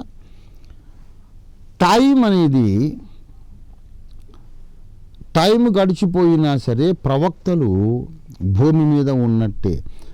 మోషేయు ప్రవక్తలు ఉన్నారు అన్నారు. అది ఇంకో టెక్నికల్ క్వశ్చన్. మోషేయు మిగతా ప్రవక్తలు ఏకకాలములో జీవించలేదు కదా అని అడగాలి. మరి పౌల్ బాబుకి ఆ క్వశ్చన్ వచ్చిందో లేదో నాకు తెలియదు, వచ్చే ఉంటుంది. మోషే ఉన్న కాలము వేరు, మిగతా ప్రవక్తలు ఉన్న కాలము వేరు. మోషే ఉండింది BC 1500 years, మిగతా ప్రవక్తలు స్టార్ట్ అయిన కాలమేమో BC 1000 years. BC 1000 నాడు దావీదు దీర్ఘదర్శితో మళ్ళీ ప్రవక్తల పరంపర మొదలైంది. దావీదు, సొలొమోను, యెషయా, ఇర్మియా, హెజ్కేలు, దానియేలు ఇత్యాది ప్రవక్తలు. మరి మోషేయు ప్రవక్తలు ఉన్నారు అంటాడేమిటి అంటే ఇక్కడ అసలైన సంగతి చెప్తున్నాను. ఇప్పుడు మీకు వినండి, అందరూ సకల జనులు జాగ్రత్తగా వినండి. నా శిష్యులు, నా విమర్శకులు, నా ప్రోత్సాహకులు అందరూ వినండి. ఏంటంటే అసలు ధనవంతుడు లాజరు వారి యొక్క చరిత్ర మలాకీకి మత్తయి సువార్తకు మధ్య ఉన్నటువంటి ఆ 400 ఏళ్ల మౌన కాలములో నిజముగా జరిగిన ఒక వాస్తవ జీవిత కథ. అది ఉపమానం కాదు, నిజంగా జరిగింది గనుకనే ఆ దరిద్రుడి పేరు యేసు చెప్పాల్సి వచ్చింది. లాజరు అను ఒక దరిద్రుడు ఉండెను. అంటే లాజరు కాకపోతే వాడి పేరు ఈ ఎలయో, పుల్లయో, ఫిలిప్పో, ఇంకోటో, నికానోరో, రూఫసో అయిందనుకోండి, ఏమి నష్టమేముంది? లాజరే ఎందుకు చెప్పాలి? ధనవంతుడు అనేవాడి పేరు చెప్పలేదే. దరిద్రుడు ఒకడు ఉండేను అనొచ్చుగా, ఎందుకు పేరు చెప్పాల్సి వచ్చింది అంటే ఇది నిజ జీవిత కథరా బాబు అని మనకు హింట్ ఇవ్వటానికి. కనుక లాజరు అనేవాడు నిజంగానే ఒక కాలంలో బ్రతికాడు, మలాకీ తర్వాత మత్తయి సువార్తకు ముందు, ఆ 400 ఏళ్ల మౌన కాలంలో. కనుక అప్పటికే పాత నిబంధన లేఖనములన్నీ వ్రాయడం ముగించబడింది. ఆ మౌన కాలములో సమాజ మందిరములు ఉన్నవి. ఆ మౌన కాలములో వీళ్ళు అప్పుడప్పుడు కూడుకొని ప్రవక్తల లేఖనాలు పఠిస్తున్నారు. ఇక్కడ టెక్నికల్ పాయింట్ ఏంటంటే దయచేసి గమనించాలి, ప్రవక్తల లేఖనములు వీరి దగ్గర ఉండుట ఈజ్ ఈక్వల్ టు ప్రవక్తలు వీరి మధ్య ఉండుట. మోషే పరలోకానికి వెళ్ళిపోయాడు, పరదేశ్ కాదు, పరలోకంలో మోషే ఉన్నాడు. కానీ మోషే మన మధ్య కూడా ఉన్నాడనే దేవుడు లెక్కేసుకుంటున్నాడు. ఎందుకంటే పంచకాండములు మనం నిరంతరం చదువుతున్నాం గనక. పౌలు భక్తుడు పరదేశికి వెళ్ళిపోయాడు, 2000 ఏళ్ళు జరిగిపోయినాయి. అయితే పౌలు పత్రికలు నిరంతరం మనం చదువుకుంటున్నాం, అధ్యయనం చేస్తున్నాం కనుక పౌలు మన మధ్య ఉన్నట్టే. నీతిమంతుడు చనిపోడు. నా యందు విశ్వాసం ఉంచువాడు ఎన్నటికి చనిపోడు అన్నాడు యేసయ్య. మార్టిన్ లూథర్ చనిపోలేదు, ఇంకా ఇతర భక్తులందరూ చనిపోలేదు, John Wesley, William Carey, Adoniram Judson చనిపోలేదు. పౌలు, స్టెఫను, ఆదిమ విశ్వాసులు హతసాక్షులుగా చనిపోలేదు. నా యందు విశ్వాసం ఉంటే వాడు ఎప్పటికీ చచ్చిపోడు అని యేసయ్య చెప్పడం ఏంటి అంటే, వీరుడు మరణించడు అంటారు మన దేశంలో. అసలు విషయం వీరుడు కాదు, విశ్వాస వీరుడు మరణించడు, ప్రార్థనా వీరుడు మరణించడు, సత్య ప్రత్యక్షము కలిగినటువంటి జ్ఞాని మరణించడు, దేవుని నోరుగా వాడబడిన ధన్యుడు మరణించడు. ఒకప్పుడు వాడి ద్వారా లేఖనం వచ్చింది, దైవ సందేశం వచ్చింది, ఆ సందేశం మాట్లాడుతూనే ఉంది. ఈ సందేశం ఎక్కడిది అంటే కేర్ ఆఫ్ అడ్రస్ ప్రవక్త గారే. కనుక మోషేయు ప్రవక్తలు వాళ్ళ దగ్గర ఉన్నారు అంటే వాళ్ళ లేఖనాలు ఉండుట ద్వారా వాళ్ళు ఉన్నారు, ఇండైరెక్ట్గా అన్యాపదేశంగా. కనుక లేఖనములను చదివి సత్యము గ్రహించని వాడిని ప్రాక్టికల్గా పట్టుకొచ్చి నరకాన్ని చూపించినా సరే వాడు వినడు. ఎందుకంటే వాడు స్వచ్ఛంద గుడ్డివాడు, వాలంటరీగా వాడు గుడ్డోడు. ఇప్పుడు కావాలని కళ్ళు మూసుకున్నాడు. నరకాన్ని చూశాక అప్పుడు సత్యం గ్రహించేంత బుద్ధిమంతుడైతే ఇప్పుడు లేఖనాన్ని చూసే సత్యాన్ని గ్రహిస్తాడు, మారు మనసు పొందుతాడు. అందుకన్నా ఎక్కువ ప్రూఫ్ ఇక్కడే ఉంది.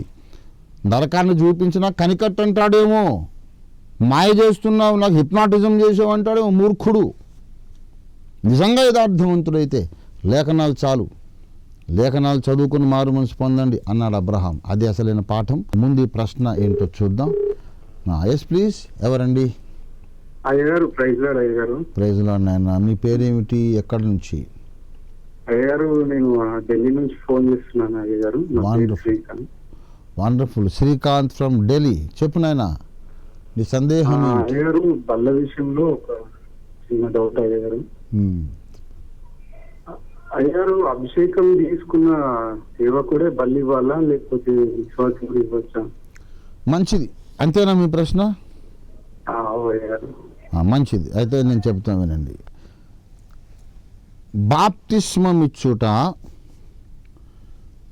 తర్వాత అలాగూ నమ్మి బాప్తిస్మం పొంది రక్షణ పొందిన వారికి ప్రతి ఆదివారము ప్రభురాత్రి భోజనం ఇచ్చుట. ఈ 2 కార్యక్రమాలు, baptising someone and also administering the ordinance of the Lord's table, the communion service of the Lord,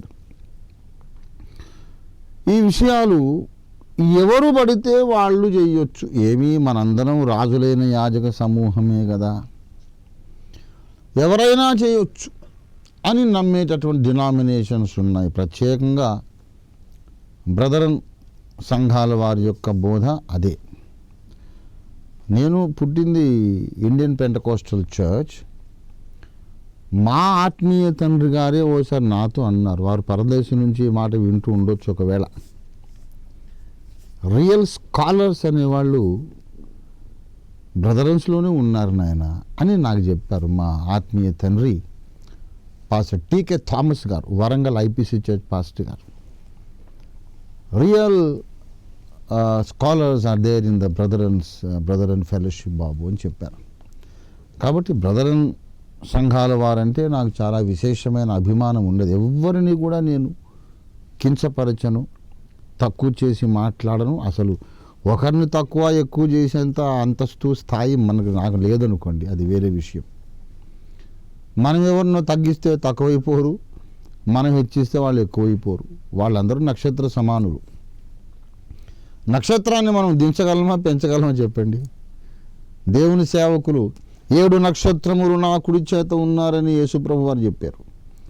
అంటే నక్షత్రాలను మనం తక్కువ చేయలేము, ఎక్కువ చేయలేము, దాని కాంతి అంతే ఉంటుంది. మనం కాదంటే ఇప్పుడు మార్టిన్ లూథర్ గారి విలువ, విలియం కేరీ విలువ, ముంగుమూరు దేవదాసయ్య గారి విలువ ఎక్కువ కానీ తక్కువ కానీ అవుతుందా? అవదు. దానికి అలాగే బ్రదరన్ మిషన్లో చాలామంది గొప్ప గొప్ప భక్తులు, పండితులు ఉన్నారు. అసలు లిటరల్గా బైబిల్లోని ప్రతి అక్షరాన్ని చక్కగా వ్యాఖ్యాన సూత్రాల ప్రకారం ఎలాగా దాన్ని వ్యాఖ్యానించాలి అని పంతం పట్టినటువంటి చక్కని నిశితమైన పరిశీలన దృష్టి కలిగినటువంటి మూల భాషా పండితులు కూడా బ్రదరన్స్లో ఉన్నారు. ఆ బ్రదరన్స్ చెప్పిన విషయం ఏంటంటే, అసలు మనమందరము సహోదరులమే. మనలో మనకు గురువులు కానీ, అపోస్తలులు కానీ, ప్రవక్తలు కానీ ఇలాంటి వాళ్ళు ఉండనక్కర్లేదు. యాక్చువల్గా వాళ్ళందరూ లేరు. మొదటి శతాబ్దంతోనే ఆ పరంపర గతించిపోయింది అనేది బ్రదరన్ వారి యొక్క మూల సిద్ధాంతం. వారు చెప్పేది ఆ మత్తయి సువార్త 23వ అధ్యాయంలో ప్రభువు చెప్పిన మాట, మీరు సహోదరులు, మీలో మీరు గురువులని చెప్పుకోవద్దు, బోధకులని చెప్పుకోవద్దు, తండ్రులని చెప్పుకోవద్దు, మీరందరూ సహోదరులు, ఒక్కడే మీకు తండ్రి, క్రీస్తు ఒక్కడే మీ గురువు అన్నారు ప్రభువారు. ఆ విషయం వారి యొక్క ఆ వచనం వారి పునాది అన్నమాట. కానీ రాజులైన యాజక సమూహము మనమందరము అని చెబుతున్నారు. పాత నిబంధన కాలంలో ఒక యాజక గోత్రం అనేది ఉండేది. ఇప్పుడేమో మనం అందరము యాజక వంశమే అని చెబుతున్నారు. ఇక్కడ చిన్నగా పప్పులో కాలేయటం అనే కార్యక్రమం జరిగింది. ఎందుకంటే పాత నిబంధనలోనేమో ఇశ్రాయేలు వంశం అంతా ఉండగా వాళ్లకు భిన్నంగా ఒక గోత్రాన్ని మాత్రమే దేవుడు యాజకులు అన్నాడు. ఇప్పుడేమో క్రైస్తవులందరినీ యాజకులు అంటున్నాడనే స్టేట్మెంటే తప్పు. పాత నిబంధనలో కూడా అందరినీ యాజకులు అన్నాడండో. ఈ విషయాన్ని మరి అంత పెద్ద పెద్ద మహానుభావులు ఎలా మరిచారో, ఎలా విస్మరించారో మరి నాకు అర్థం కాని ఆశ్చర్యము. దయచేసి నిర్గమాకాండము 19వ అధ్యాయము చూడండి, దయచేసి 6వ వచనం. యెహోవా దేవుడు అంటున్నాడు, మోషేతో చెబుతున్నాడు. 3వ వచనం, మోషే దేవుని వద్దకు ఎక్కిపోవగా యెహోవా ఆ పర్వతము నుండి అతని పిలిచి, నీవు యాకోబు కుటుంబీకులతో ముచ్చటించి ఇశ్రాయేలీలకు తెలుపవలసినదేమనగా అంటూ అనేక విషయాలు చెబుతూ, నా మాట మీరు శ్రద్ధగా విని నా నిబంధనను అనుసరించి నడిచిన ఎడల మీరు సమస్త దేశ జనులలో నాకు స్వకీయ సంపాద్య మగుదురు. 6వ వచనం మనకు కావలసిన వచనం. సమస్త భూమియు నాదే కదా, మీరు నాకు యాజక రూపమైన రాజ్యముగాను పరిశుద్ధ జనముగాను ఉందురని చెప్పుము. మీరు నాకు యాజక రూపమైన రాజ్యము పరిశుద్ధ జనమనే మాట యావత్తు 12 గోత్రాల ఇశ్రాయేలు వంశమును గూర్చి, అబ్రాహాము సంతతి మొత్తమును గూర్చి దేవుడు అన్నాడు కదా. మరి వాళ్ళు ఐగుప్తు నుండి బయటికి వచ్చినప్పుడేమో మీరు మొత్తం అందరూ యాజకులేనన్నాడు. తర్వాత అహరోను కుటుంబీకులకు యాజకత్వం అప్పచెప్పాడు. అలాగే కొత్త నిబంధనలో కూడా రక్షణ పొందిన వారందరూ యాజకులు అని చెప్పిన దేవుడే మళ్ళీ సువార్త ప్రకటించు వారిని ప్రత్యేకంగా యాజకులు అన్నాడు.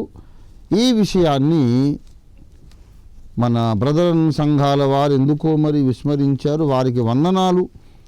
వారు అన్ని విషయాల్లో నాకంటే ఘనులు.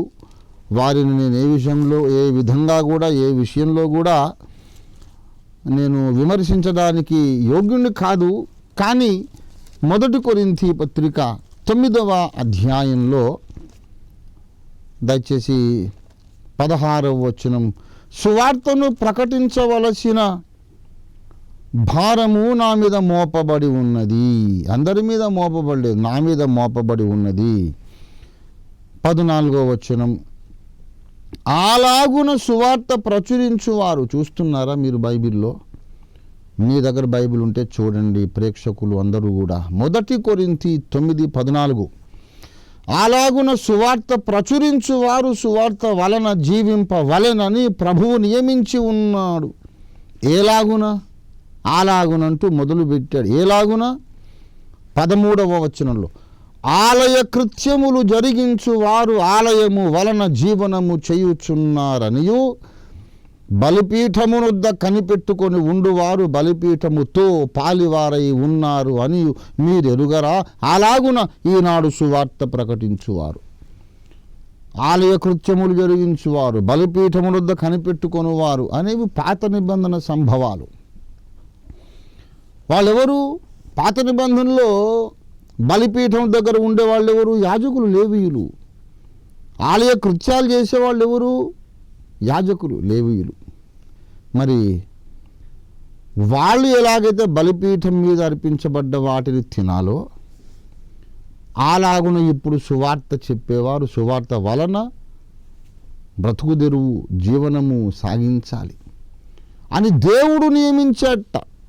మేము కాదు, ప్రభువు నియమించాడని 14వ వచనంలో చెబుతున్నాడు. గనుక విశ్వాసులందరూ యాజక వంశమని 1 పేతురు 2:9 చెప్పబడి ఉన్నది నిజమే. అయినను సువార్త ప్రకటించు భారమును దేవుడు ఎవరి మీద మోపాడో వాళ్ళు కొత్త నిబంధనలోని లేవీయులు అనే సంగతి 1 కొరింథీ 9, 13, 14, 15, 16 వచనాలు చెబుతున్నాయి.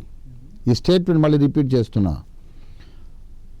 రక్షణ పొందిన విశ్వాసులందరూ రాజులైన యాజక సమూహం, రాజులైనటువంటి యాజకులు అని 1 పేతురు 2:9 చెప్పిన మాట వాస్తవమే. అయినప్పటికీ ఇదే కొత్త నిబంధనలో పరిశుద్ధాత్మ దేవుడు పౌలు భక్తుల ద్వారా ఇంకొక మాట చెప్పాడు. అందరూ యాజకులు అన్నమాట నిజమే. అయినను సువార్త ప్రకటించడానికి దేవుని చేత పిలువబడి అభిషేకించబడినటువంటి పౌలు వంటి సేవకులు ప్రత్యేకంగా లేవి గోత్రమును పోలి ఉన్నారు అని. అందుచేత ఈ పరిచర్య ధర్మము చేసేది కొంతమంది ప్రత్యేకించబడి హస్తనిక్షేపణ పొందిన వాళ్ళు మాత్రమే చేయాలి. అలా కాకుండా ప్రతి ఒక్కడు నేను రాజును నేను యాజకుడు అనుకుని ప్రతివాడు సంఘాలు నడిపించేసి బాప్తిస్మాలు ఇచ్చేసి ప్రభు బల్ల ఇచ్చేసి బిరుదులు పెట్టుకొని నిలువుటంగీలు వేసుకొని ఇష్టానుసారం అయిపోయింది రోజుల్లో. దేవుడు పిలవడం లేదు, అభిషేకించడం లేదు, ఒక తర్బీదు లేదు, బైబిల్ని ఒకసారి చదివి ముగించేది లేదు. యూదా పత్రికలో రెఫరెన్స్ చెబితే ఓల్డ్ టెస్టిమెంట్లో వెతుకుతుంటాడు ఇదో యూదా గోత్రం అనుకొని. ఏమండి ఇలాంటి వాక్యంలో ఓనమాలు రాని వాళ్ళందరూ సంఘాలు పెట్టేసి అదేమిటంటే అవును మేము కూడా రాజులైన యాజక సమూహం అండి అని పలకడం ఈ రోజుల్లో ఆనవాయితీ అయిపోయింది. ఇది ఎంతైనా గర్హనీయము, ఖండనీయము, శోచనీయము, హైలీ ఆబ్జెక్షనబుల్. ఎవరు పడితే వాళ్ళు సంఘాలు పెట్టకండి, జాగ్రత్త. దేవుడు పిలవాలి, దేవుడు అభిషేకించాలి, కొన్ని లక్షణాలు ఉండాలి. ముందు మోకాల ప్రార్థన జీవితం ఉండాలి. దేవుని పిలుపు నీవు కన్ఫర్మ్ చేసుకోవాలి. దేవుడు స్వరం ద్వారా మాట్లాడతాడు, దర్శనం ద్వారా మాట్లాడతాడు, లేఖనం ద్వారా మాట్లాడతాడు, ప్రవచనం ద్వారా, మన ముక్కుముఖం తెలియని ఇతర భక్తుల ద్వారా మనతో మాట్లాడుతాడు, పరిస్థితుల ద్వారా మాట్లాడుతాడు. 5 రకాలుగా దేవుడు మాట్లాడుతాడు. Through circumstances, through prophecy, through scripture, through a vision, by an audible voice. ఇన్ని రకాలుగా ప్రభువు మాట్లాడతాడు. ప్రభువు నన్ను సేవకు పిలుస్తున్నాడు అనే నిర్ధారణ ముందు నీకు ఉండాలి. తర్వాత అదే విషయం ఇతర సేవకులకు దేవుడు తెలియపరచాలి. పౌలును బర్నబాను నేను పిలిచిన పనికి వారిద్దరిని నాకు ప్రత్యేకపరచమని దేవుడు అంతియొకయ సంఘ పెద్దలతో చెప్పాడు. అప్పుడు వాళ్ళు ఉపవాసం ఉండి ప్రార్థన చేసి చేతులుంచి వారిని పంపిణీ, అప్పుడు వారు సంఘములు స్థాపించారు. అంతవరకు పౌలు బర్నబా సువార్త చెప్పుకుంటూ తిరిగారు తప్ప సంఘాలు పెట్టలేదు. పెద్దల హస్త నిక్షేపణ జరగకుండా ఎవ్వరూ సంఘాలు స్థాపించకండి.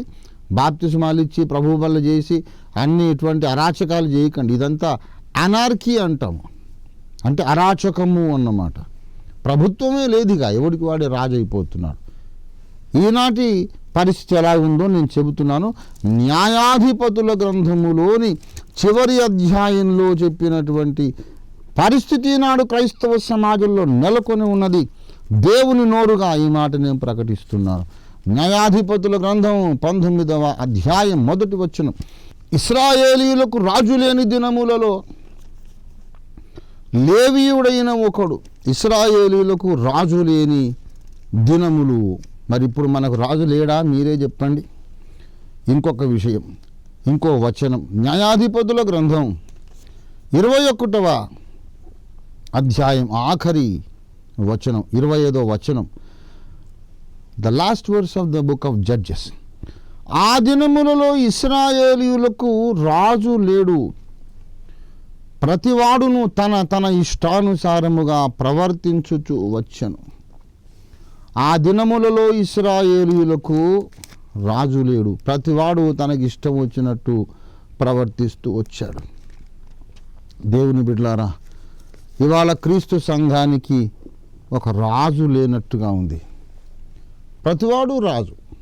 అవును, నాకు 4 ప్రసంగాలు తెలుసు, 4 వచనాలు తెలుసు, నేను ప్రార్థన చేస్తే 4 జ్వరాలు బాగుపడ్డాయి, ఏదో కొన్ని కార్యాలు జరిగినాయి కనుక నేను ఒక లీడర్, నేను ఒక బిలిగ్రాహం, నేను ఒక వాచ్మెన్ని, నేను ఒక పౌలు, నేను ఒక మోషే అనుకుంటున్నాడు ప్రతి ఒక్కడు కూడా. దయచేసి అట్లాంటి పనులు చేయకండి. అందరూ గమనించండి. చాలామంది పిలుపు లేకుండానే సేవ చేస్తున్నారు, పిలుపు లేకుండానే సంఘాలు నాడుతున్నారు, పిలుపు లేకుండానే పరిచయ ధర్మం జరిగిస్తున్నారు. ఇది అరాచకము. న్యాయాధిపతుల కాలంలో లాగా ఆ దినములలో ఇశ్రాయేలీయులకు రాజు లేడు, ప్రతివాడు తన ఇష్టానుసారంగా ప్రవర్తిస్తూ వచ్చాడు. ఈరోజు కూడా అంతే. కాస్త 4-5 పుస్తకాలు చదవడం, 4-5 ప్రసంగాలు నేర్చుకోవడం, ఓ బోర్డు పెట్టి సంఘం కట్టేసేయడం, నేను ఇంకొకటి దశంభాగం వేయడం ఏంటి, నేనే 10 మంది దశంభాగాలు తీసుకోవచ్చు అనుకునే ధోరణి వచ్చేసింది. తప్పున్నర తప్పు, ఇది ఘోరమైన తప్పు. రేపు న్యాయపీఠం ముందుకు వెళ్ళినప్పుడు దేవుని సేవకులందరినీ దేవుడు అడుగుతాడు, బాబు నిన్ను ఎప్పుడు పిలిచానేనని. అప్పుడు చెప్పగలగాలి, అవునయ్యా నువ్వు నాతో ఫలానా వచనం ద్వారా మాట్లాడావు కదా, ఫలానా భక్తుని ద్వారా ప్రవచనం ద్వారా నువ్వు బయలుపరిచావు కదా, అయినా నేను వెళ్లకుండా తాత్సారం చేసినప్పుడు పరిస్థితి ద్వారా బలవంతం చేసావు కదా, ఇక నాకు దిక్కుతోచక ఇటు పాలుబోక ఇది నీ చిత్తమని నమ్మి బయలుదేరా తండ్రి, అందుకు నిర్ధారణ చేసుకుని బయలుదేరితే నేను యోగ్యుని కానని తెలుసు, కానీ నీకు అవిధేయత చూపినట్టు అవుతుందేమోనని భయపడి బయలుదేరాను అని చెప్పగలిగిన దైవజనుడు ధన్యుడు. అటువంటి వాడు ధన్యుడు. అంతేగాని దేవుడు పిలవడం ఏంటి, నా ఇష్టం, దేవుడు మా డాడీ, మా ఇష్టం వచ్చినట్టు నేను చేస్తాను, ఏం పర్వాలేదు అని పిల్లకాయతనంతో దేవుని సేవ చేయకండి. క్రీస్తు సంఘంలో ఇప్పటికే బోల్డంత క్రమశిక్షణ రాహిత్యం ఉన్నది, ఇన్డిసిప్లిన్ ఉన్నది. ప్రతివాడు ఇష్టం వచ్చిన ఫ్యాన్సీ డాక్టర్స్ అన్ని కనిపెడుతున్నాడు. క్రమమునకు లోబడదాం, వ్యూహిత సైన్య సమ భీకర రూపిణి అవుదాం. ఈ జవాబు మీకు అర్థమైందని, సత్యం అర్థమైందని భావిస్తున్నాను. Over to the next question please. ఎవరండి లైన్లో ఎవరున్నారు? Hello hello, praise the Lord, welcome, good evening, wish you happy Christmas. చెప్పండి. హలో హలో బ్రదర్, చెప్పండి. బ్రదర్, నా ప్రశ్న ఏంటంటే ఆదికాండం 10వ అధ్యాయం. ఆది కాండము 10వ అధ్యాయమును గురించి ముందు మీ నామధేయం చెప్తారా బ్రదర్ కొంచెం? నా పేరు యేసుబాబు బ్రదర్, గుంటూరు నుంచి. గుంటూరు నుండి బ్రదర్ యేసుబాబు గారు అడుగుతున్నారు, చెప్పండి బ్రదర్. ఆదికాండం 10వ అధ్యాయం 8-9 వచనాలు బ్రదర్. కూషు నిమ్రోదును కనెను, అతడు భూమి మీద పరాక్రమశాలి ఉనుటకు ఆరంభించెను. అతడు యెహోవా ఎదుట పరాక్రమము గల వేటగాడు కాబట్టి యెహోవా ఎదుట పరాక్రమము గల వేటగాడైన నిమ్రోదు వలె అను లోకోక్తి కలదు. అది వచనం. మీ ప్రశ్న చెప్పండి. అతడు యెహోవా ఎదుట పరాక్రమం గల వేటగాడు అనే దాని గురించి తెలుసుకోవాలనుకుంటున్నాను బ్రదర్. మంచిది మంచిది మంచిది ప్రశ్న, అంతే కదా? చెప్తాను. మీ పేరేమన్నారండి? యేసుబాబు బ్రదర్. యేసుబాబు గారు, గుంటూరు. ఓకే. గుంటూరు పట్టణం నుండి బ్రదర్ యేసుబాబు గారు అడిగినటువంటి మంచి ప్రశ్న. ఆది కాండము 10వ అధ్యాయం 8-9 వచనాల్లో కూషు నిమ్రోదును కనగా ఆ నిమ్రోద్ అనేవాడు యెహోవా ఎదుట పరాక్రమశాలి అయి భూమి మీద పరాక్రమశాలి అయి ఉండుటకు ఆరంభించెను.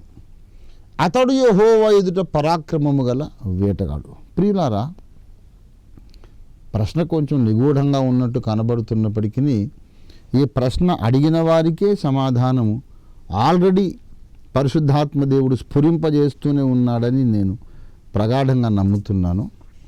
ఎందుకంటే మీరందరూ పరిశుద్ధాత్మను లోపల కలిగిన వారే. ఈ కార్యక్రమాన్ని వీక్షిస్తున్న క్రైస్తవ జనులందరూ కూడా లోపల హోలీ స్పిరిట్ కలిగిన వారే. కాబట్టి మీకు ఆల్రెడీ స్ట్రైక్ అవుతూనే ఉంటుంది. అయినా మనం మాట్లాడుకుందాం, పర్వాలేదు. వేటగాడు అంటే లేళ్లను, దుప్పులను, కుందేళ్లను, సింహాలను, అడవి జంతువులను బాణాలతో కొట్టి వాటిని వేటాడడం, చంపడం వేటగాని పని. అయితే మనం ఎవరైనా లేడిని, దుప్పిని, జింకను, పులిని, సింహాన్ని బాణంతో వేటాడితే ఆహా ఏమి గురిరా, నీకు ఎంత మంచి యాక్యురసీ ఆఫ్ ఎయిమ్ నీకున్నది, చక్కటి గురి నీకుంది అని దేవుడు మురిసిపోతాడా? ఏమండి, దేవుని పర్ఫెక్షన్, దేవుని సర్వశక్తిమత్వము ఎదుట మనం పాట బాగా పాడితే అబ్బో ఎంత బాగా పాడేసామని దేవుడు సంతోషించడం, మనం కండలు పెంచితే ఆహా ఏం బలవంతుడు రా అనుకోవడం జరుగుతాయా చెప్పండి? దేవుడు మెచ్చుకోదగిన ఏ లక్షణానికైనా, ప్రశంసనీయమైన ఏ లక్షణానికైనా బలము, అందము, శౌర్యము, పరాక్రమము, జ్ఞానము, పరిపాలన దక్షత, అన్ని శుభ లక్షణాలకు క్లైమాక్స్ దేవుడే. అందగాడంటూ ఉంటే ఆయన కంటే, దేవుని కంటే అందగాడు లేడు, ఉండడు, ఉండబోడు, ఉండటానికి అవకాశం లేదు. బలవంతుడైన వాడు ఎవడైనా ఉంటే ఇక ఆయన కంటే బలవంతుడు ఉండే అవకాశమే లేదు. అసలు ఈ మాట మనం చెప్పుకునే అవసరమే లేదు. ఎవడుంటాడు దేవుని కంటే బలవంతుడు? అన్ని విషయాల్లో కూడా జ్ఞానం అనేది వచ్చింది. దేవుని కంటే జ్ఞాని ఎవరు చెప్పండి? జ్ఞానమునకు ఆధారుడే ఆయన, ఆధారభూతుడు, జ్ఞానదాత, జ్ఞానప్రదాత ఆయన. అటువంటిది మళ్ళీ వీడు పరాక్రమం గల వేటగాడిని దేవుడు మెచ్చుకోవడం ఏంటి, దేవుడు ఒప్పుకోవడం ఏంటి? యెహోవా ఎదుట పరాక్రమము గల వేటగాడైన నిమ్రోదు వలె అను లోకోక్తి అట. మళ్ళీ లోకోక్తి, దేవోక్తి కాదు సుమా, లోకోక్తి. లోకము చెప్పింది అలాగా. షహబాష్, భలే వేటాడేవరా దేవుడు అనలా, లోకోక్తి. కానీ లేఖనంలోనైతే ఆ మాట రానిచ్చా. అందుకే దేవుడు ఇలాగా రాయడం ఏంటి అన్నా నేను. ముందు లోకోక్తి ఇలా వచ్చిందనే సంగతి పరిశుద్ధాత్మ దేవుడు వ్రాయించాడు. అప్పుడు దేవుడు కూడా అదే మాటను ఎండార్స్ చేసినట్టు అయింది. మరి దేవుడు లోకము కలిసి వీడిని అంటున్నారు, వేటగాడివి భలే, వేటగాడివిరా నీవు, భళి భళి అంటున్నారు. ఎందుకు? వాడు దేన్ని వేటాడుతున్నాడంటే ఈ లేళ్లను, దుప్పులను, కుందేళ్లని కాదు, దేవునికి దేని మీద ఇంట్రెస్ట్ ఉందో ఆ జీవాలను వేటాడుతున్నాడు, మానవాత్మలను. దేవునికి అడవి జంతువుల మీద, పక్షుల మీద, క్రిమికీటకాల మీద ఇంట్రెస్ట్ లేదు. అవన్నీ ఎట్లాగైనా చంపబడుటకు, పంచభూతాల్లో కలిసిపోవుటకే పుట్టినవి. జంతువులకు, పశుపక్ష్యాదులకు, ఇతర ప్రాణికోటికి నిత్యత్వము లేదు, నిత్యమైన ఉనికి లేదు. వాటికి ఉండేదంతా కూడా తాత్కాలికమే. ఈ కొంతకాలం బ్రతుకుతాయి, తర్వాత మట్టికి మన్నైపోతాయి. వాటికి ఆత్మ లేదు, నిత్యమైన ఆత్మ మృగములకు, పక్షులకు లేదు. దేవునికి ఇంట్రెస్ట్ ఉన్నదల్లా ఏంటంటే నిత్యమైన ఉనికి కలిగిన మానవాత్మల మీద. దేవునికి ఎవరి మీద ఇంట్రెస్ట్ ఉందో ఆ మానవాత్మలను వీడు వేటాడుతున్నాడు. ఎలా వేటాడుతున్నాడు? బాణం వేస్తే ఆ మానవాత్మ దక్కుతుందా? అగ్నిబాణములు అపవాది యొక్క, దుష్టుని యొక్క అగ్నిబాణములను గూర్చి ఎఫెసీ పత్రిక 6వ అధ్యాయంలో పరిశుద్ధాత్మ దేవుడు వ్రాయించాడు. విశ్వాసమును డాలు పట్టుకొనిడి, దానితో మీరు దుష్టుని యొక్క అగ్నిబాణములన్నింటినీ ఆర్పుటకు శక్తిమంతులగుదురు అన్నాడు. మీకు తెలుసు ఆ వచనం. గనుక ప్రియులారా, మానవ ఆత్మలను వీడు అగ్నిబాణములతో వేటాడాడు. అంటే ఏ ఆత్మలనైతే తన వధువు సంఘంలో చేర్చుకోవడానికి దేవుడు ఉద్దేశించాడో, ఎదురు చూస్తున్నాడో, వాళ్లను సాతాను ఆరాధకులుగా మార్చడానికి నిమ్రోదు అగ్నిబాణాలు ప్రయోగించాడు. నిన్న మొన్నటి వరకు సత్యదేవుడు ఎక్కడాన్ని వెదికిన మానవాత్మలు నిమ్రోదు వాదనా పటిమకు, వాగ్ధాటికి లొంగిపోయి అతడి తర్కమునకు దాసోహమని వాడు కొన్ని అద్భుత కార్యాలు కూడా చేసి ఉండొచ్చు. ఎలాగ చేశాడు, ఎలాగ మానవాత్మను లోపరుచుకున్నాడో తెలియదు. కానీ ఒకవైపు అద్భుత కార్యాలు, కొన్ని మహత్తులు, మహిమలు చూపడం, సాతాను అనుగ్రహించే దుష్టశక్తులు, మాంత్రిక విద్యలు, అభిచార కర్మ, దానివల్ల వచ్చే అతీత శక్తులు ఉన్నాయి కదా, అలాంటివన్నీ వాడుకున్నాయి నిమ్రోదుకు. ఈ అతీత శక్తుల ప్రదర్శించుట వలన, మానవ మేధస్సు తర్కమును ఉపయోగించుట వలన, అలాగే తనకున్నటువంటి కండబలంతో రాజ్యాధికారము చేపట్టుట వలన, ఈ 3 విధాలుగా మానవాత్మలను వాడు లోబరుచుకున్నాడు. తర్కమునకు లోబడకపోతే ఆ మహిమలకు, మహత్తులకు, మాయలు మంత్రాలకు లోబడాలి. మాయలు మంత్రాలకు లోబడకపోతే తర్కమునకు లోబడాలి. నాస్తికుడైతే తర్కానికి లోబడతాడు. అటు ఇటు కానీ వాడు కడుపు కోసం, పొట్టకూటి కోసం, ఆకలి బాధ తాళలేక లోబడతాడు. అది లేనివాడు ప్రాణభీతికి లోబడతాడు. ఇన్ని అస్త్రములు ఉపయోగించి నిమ్రోదు మానవ జాతిని అంతటిని తన భక్తులుగా మార్చుకున్నాడు. నేనే దేవుడు, నన్ను ఆరాధించమని. భూమి ఎందంతటా 11వ అధ్యాయంలోకి వచ్చేసరికి భూమి ఎందంతటా ఒక భాష, ఒక పలుకు ఉండెను. అంతేకాదు, ఒక మతం ఉండెను. అందులో నిమ్రోద దేవుడు, వాడి భార్య సెమిరమీస్ ఆకాశరాణి, వీడేమో సూర్యదేవుని అవతారం, వాడి కొడుకు తమ్మూజేమో స్త్రీ సంతానము, లోకరక్షకుడు. ఆ మతమును భగ్నం చేయడానికే దేవుడు దిగి వచ్చి బాబెలు గోపురం దగ్గర చెదలగొట్టేశాడు జాతుల్ని. కనుక నిమ్రోదు పరాక్రమముతో వేటాడింది మానవాత్మలను, జంతువులను కాదు. ఈ విషయాన్ని గ్రహించండి. ఆ నిమ్రోదే మళ్ళీ రెండవసారి భూమి మీదకి వస్తాడు. వాడు అబద్ధ క్రీస్తు. నా యుగాంతం గ్రంథం చదవండి, నిమ్రోదును గురించినటువంటి వైనం ఇందులో క్లియర్గా రాయబడింది. అందరూ కూడా యుగాంతం చదవండి. Yes please, welcome. I welcome the next question. Hello brother, praise the Lord brother. చెప్పండి, ఏ ఊరు నుంచి, తమరి నామధేయం ఏంటి? కర్నూలు నుండి మాట్లాడుతుంది brother, Anand pastor. Pastor Anand గారు కర్నూలు నుండి. చెప్పండి బ్రదర్. సార్, చిన్న క్లారిఫికేషన్ సార్. ఏదైనా తోటలో ఆదామవులకు పండు తిన్న తర్వాత చర్మపు చొక్కాలు తొలగించారు దేవుడు. అంతకుముందు దిగంబరిగా ఉంచడానికి, తర్వాత పండు తిన్న తర్వాతనే చొక్కాలు తొలగించడానికి. ఆ చర్మపు చొక్కా అంటే జంతువు చర్మమేనా? అట్లయితే ఏదైనా తోటలో జంతువును బలి ఇవ్వాల్సినటువంటి అవసరం ఉందా? అంటే ఏదైనా తోటలో రక్తము జంతువు రక్తం చెందించారా? లేక జంతువు రక్తం చెందించకుండా చర్మపు చొక్కాలు దేవుడికి చేయడానికి రాదా? చెప్పండి. ఆ తర్వాత యోబు గ్రంథం 10:11లో యోబు అంటాడు, చర్మముతోనూ మాంసంతో నన్ను తప్పిటి అంటాడు. ఇక దీని విషయంలో ఒకటి clarification sir. Okay sir. Pastor గారు మీ పేరు ఆనంద్ గారండి? ఆనంద్. సంతోషం. పాస్టర్ ఆనంద్ గారు కర్నూలు పట్టణం నుంచి అడిగారు. ఈ ప్రశ్నలకు సమాధానం చెబుతున్నాను. ప్రప్రథమంగా వారు అడిగింది చాలా పెద్ద ప్రశ్న. ఇప్పుడు తతిమ సమయానికి ఇది సరిపోతుంది. అయినా సరే I will try to be very brief as possible. పిల్లారా, సకల జనులు ఆలకించండి, చిత్తగించండి. సమాధానం చెప్పడం ఆరంభిస్తున్నాను. ప్రప్రథమంగా ఏదెను తోటలో అయ్యగారు పాస్టర్ గారు చాలా ప్రశ్నలు పరంపరగా సంధించారు. ఆదాము హవ్వలను వారు పండు తిన్న తర్వాతనే కన్నులు తెరవబడ్డవి. వారికి వస్త్రధారణ, ఆచ్ఛాదన, దేహానికి కవరింగ్ అవసరమైంది. అంతకుముందు వాళ్ళు దిగంబరంగానే ఉన్నారు. దిగంబరంగా ఉండటానికి కారణం ఏమిటి? పండు తిన్న తర్వాతనే వారికి ఈ బట్టలు అవసరము రావడానికి కారణం ఏమిటి? తర్వాత చర్మపు చొక్కాయిలు అంటే బలి దేవుడు చేసి ఉంటాడా? చర్మపు చొక్కాయలు అంటే ఇప్పుడు వెలుగు కలుగును కాకంటే ఆయన వెలుగు కలిగింది. జంతువు పక్షాదులన్నీ కలుగును కాక అని దేవుడు పలికితే కలిగింది. అలాగే చర్మపు చొక్కాయలు కలుగును కాక అంటే కలగవు, తప్పకుండా కలుగుతాయి. దానికి జంతువుని చంపడం అవసరం ఏముంది? దేవుడు చంపి ఉంటాడా? దానికి ఏమంటారు? తర్వాత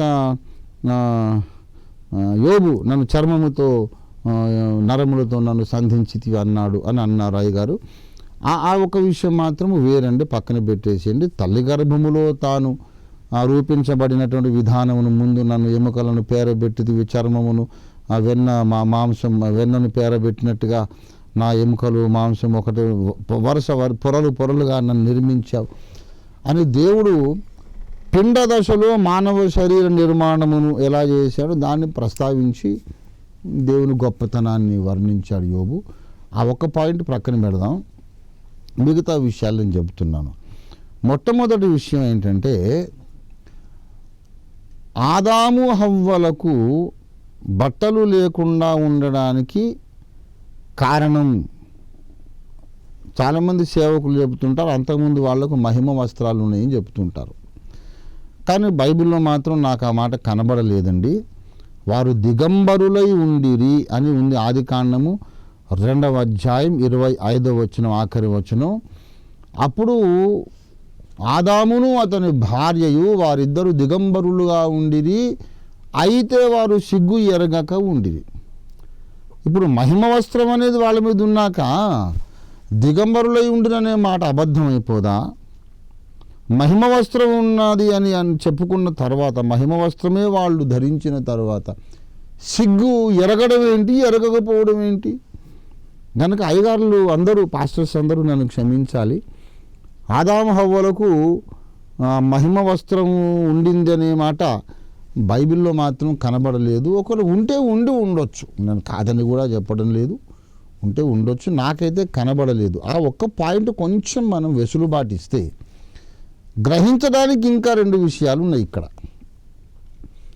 దేవుడు సృజించిన విశ్వ సామ్రాజ్యములోని కోటాను కోట్ల ప్రపంచాలలో పరలోకపు దేవదూతలు మొదలుకొని అందరికీ వస్త్రాలు ఉన్నాయి. యెషయా చూసినప్పుడు యెహోవా దేవుని వస్త్రం, సర్వోన్నత సింహాసనము మీద, అత్యున్నత సింహాసనం మీద యెహోవా ఆసీనుడై ఉండగా, యెహోవా ఆసీనుడై ఉండినటువంటి ఆ పరిస్థితులు, ఆయన వస్త్రపు అంచు, చొక్కాయి అంచు, దేవుని చొక్కాయిని గురించి మాట్లాడుతుంది లేఖనం.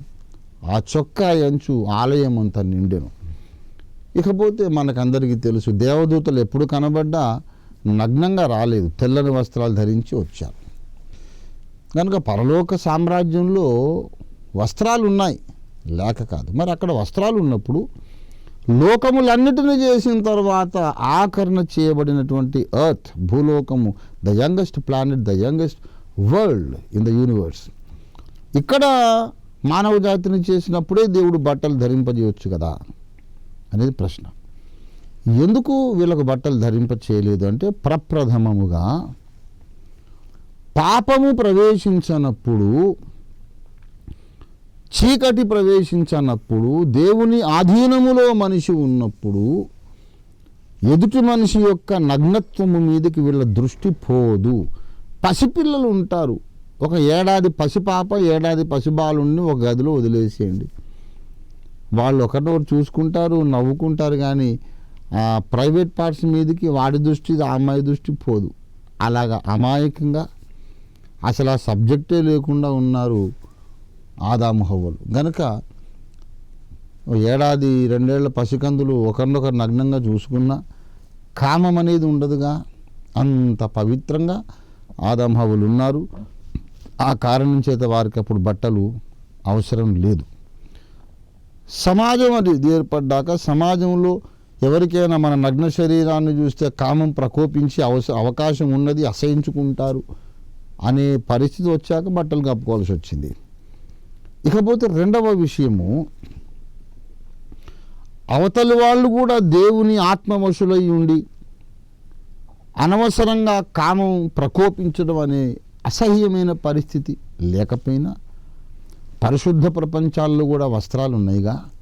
మరి వీళ్ళకెందుకు ఇవ్వలేదు వస్త్రాలు అంటే, ఆదాము హవ్వలు తమ విధేయతను దేవుని ముందు నిరూపించుకోవాలి.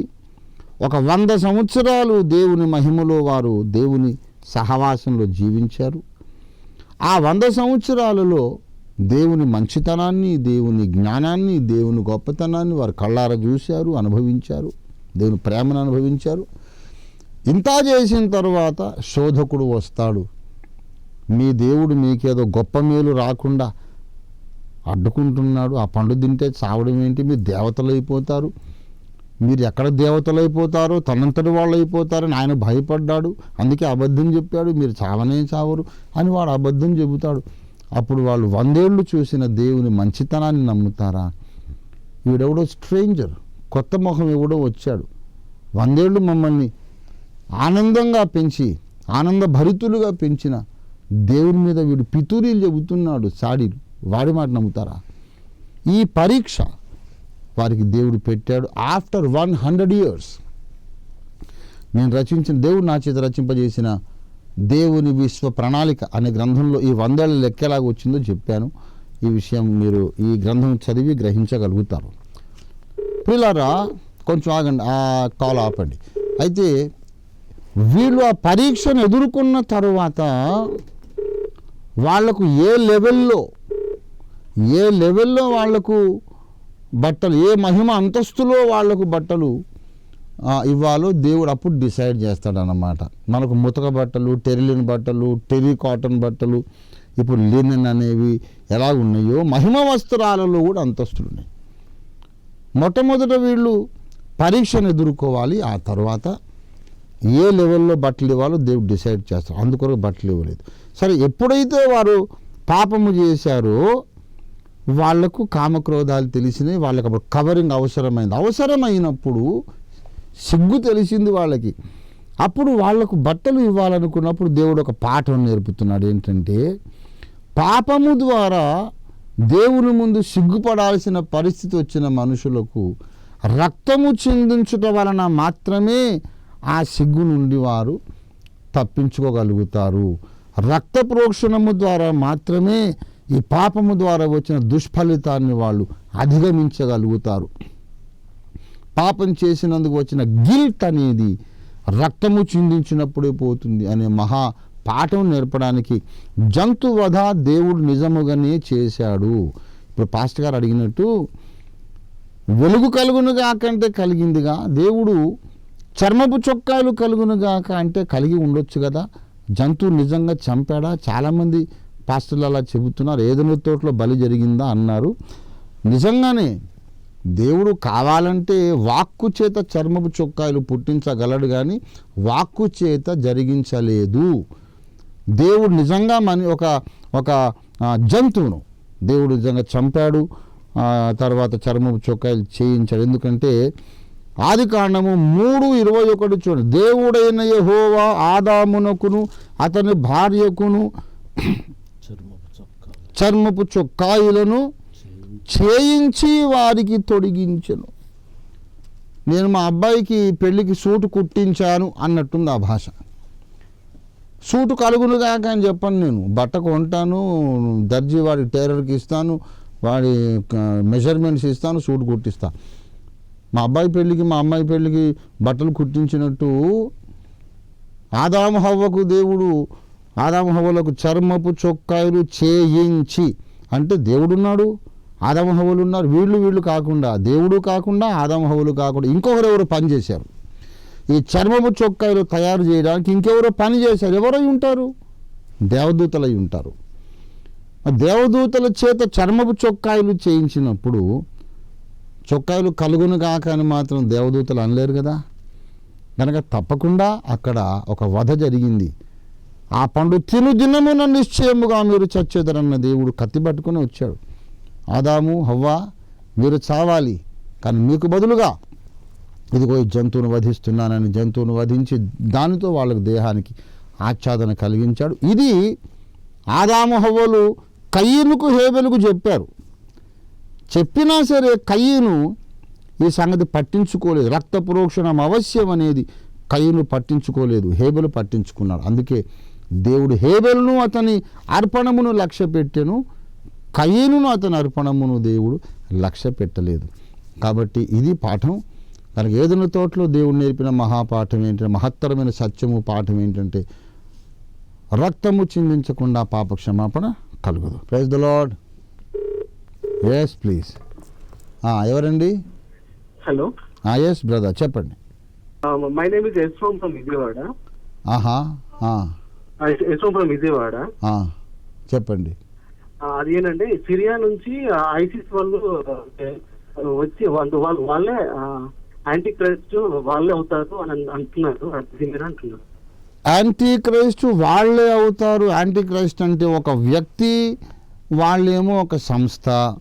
ఒకటి మాత్రం కరెక్ట్ ఏంటంటే అరబ్బులలో నుండే అబద్ధ క్రీస్తు వస్తాడు. ఇది మాత్రం వాస్తవం. నా యుగాంతం గ్రంథం చదవండి. Antichrist will not be a Jew. Let every Christian preacher, pastor and Bible teacher and a believer, every Christian believer know and understand clearly. Antichrist will not be a Jew. The Antichrist, the coming world dictator, will be an Arab. అరబ్బులలో నుండే వస్తాడు యాంటీక్రైస్టు. అందుకు ఈ ప్రపంచ రాజకీయ స్థితిగతులన్నీ ripe అవుతూ ఉన్నాయి, పరిపక్వం అవుతూ ఉన్నాయి. అతి త్వరలోనే రష్యా ఇజ్రాయెల్ మీద దండెత్తుతుంది. ఆ యుద్ధానికి కొంచెం ముందే అమెరికా పతనమైపోతుంది. రష్యా దాని మిత్ర దేశాలన్నీ కూడా సర్వనాశనం అయిపోతాయి. తరువాత 10 అరబ్బు దేశాలు కలిసి వచ్చి ప్రపంచ ఏక ప్రభుత్వాన్ని స్థాపిస్తాయి. అందులో ఒక అరబ్ నేత క్రీస్తు విరోధిగా, ప్రపంచ నియంతగా అవతరిస్తాడు, పరిణమిస్తాడు. ఆ సమయంలో క్రైస్తవులకు ఘోరమైన శ్రమలు కలుగుతాయి. మునుపు జరిగిందే మరలా జరుగునని ప్రసంగి 1:9, ప్రసంగి 3:15 చెప్పినట్టు సంఘ చరిత్ర ఆరంభంలో హింసలు జరిగినట్లు క్రైస్తవ భక్తులకు సంఘ చరిత్ర ముగింపులో కూడా హింసలు ఉన్నాయి. క్రైస్తవ భక్తులారా, 1 పేతురు 4:1 జ్ఞాపకం పెట్టుకోండి. క్రీస్తు యేసు శరీరమందు శ్రమపడెను, మీరు అటువంటి మనసును ఆయుధముగా ధరించుకొనుడి. శ్రమపడడానికి సిద్ధమైన మనసు మీకుంటే మీరు ఆయుధదారులు. అబద్ధ క్రీస్తు యుద్ధంలో మీరు గెలవగలుగుతారు. దేవుడు మీకు అటువంటి సిద్ధపాటునిచ్చును గాక. ప్రార్థన చేసుకుందాం. మనము సమయం అయిపోయింది కనుక చిన్న ప్రార్థనతో ముగించుకుందాం. ప్రేమ కలిగిన మా మహాపరిశుద్ధ తండ్రి, నీకు స్తోత్రాలు. మరొక శుక్రవారం కల్వరీ టీవీ ఛానల్ ద్వారా ఈ live phone in program, question answer ప్రోగ్రామ్ని అత్యంత విజయవంతంగా, ఆశీర్వాదకరంగా మీరు నిర్వహించినందుకు మీకు స్తోత్రములు చెల్లిస్తున్నాం. మా ప్రభువా, ప్రశ్నలు అడిగిన ప్రతి ఒక్క నీ బిడ్డను మీరు ఆశీర్వదించండి. నీ కుమారుని మీద ఆశీర్వదించండి. ఈ కార్యక్రమాన్ని వీక్షించిన వారందరినీ దీవించండి. క్రిస్మస్ శుభములు మాకందరికి కలిగించండి. కల్వరీ టీవీ యాజమాన్యమును, స్టాఫ్ను దీవించండి. మరి ప్రత్యేకంగా నేటి ప్రోత్సాహకులు, నేటి కార్యక్రమ స్పాన్సర్ పాస్టర్ కాశీ బాలయ్య గారిని, వారి కుటుంబమును, వారి సేవను దీవించండి. వచ్చే శుక్రవారం మరింత అధిక మహిమలో యేసయ్య నీ ముఖ దర్శనం ఈ కార్యక్రమంలో మాకు దయచండి. యేసు పరిశుద్ధ నామములో స్తుతించి ప్రార్థిస్తున్నాము తండ్రి. ఆమేన్. May God bless each one of you. Wish you all a very happy Christmas. God bless you.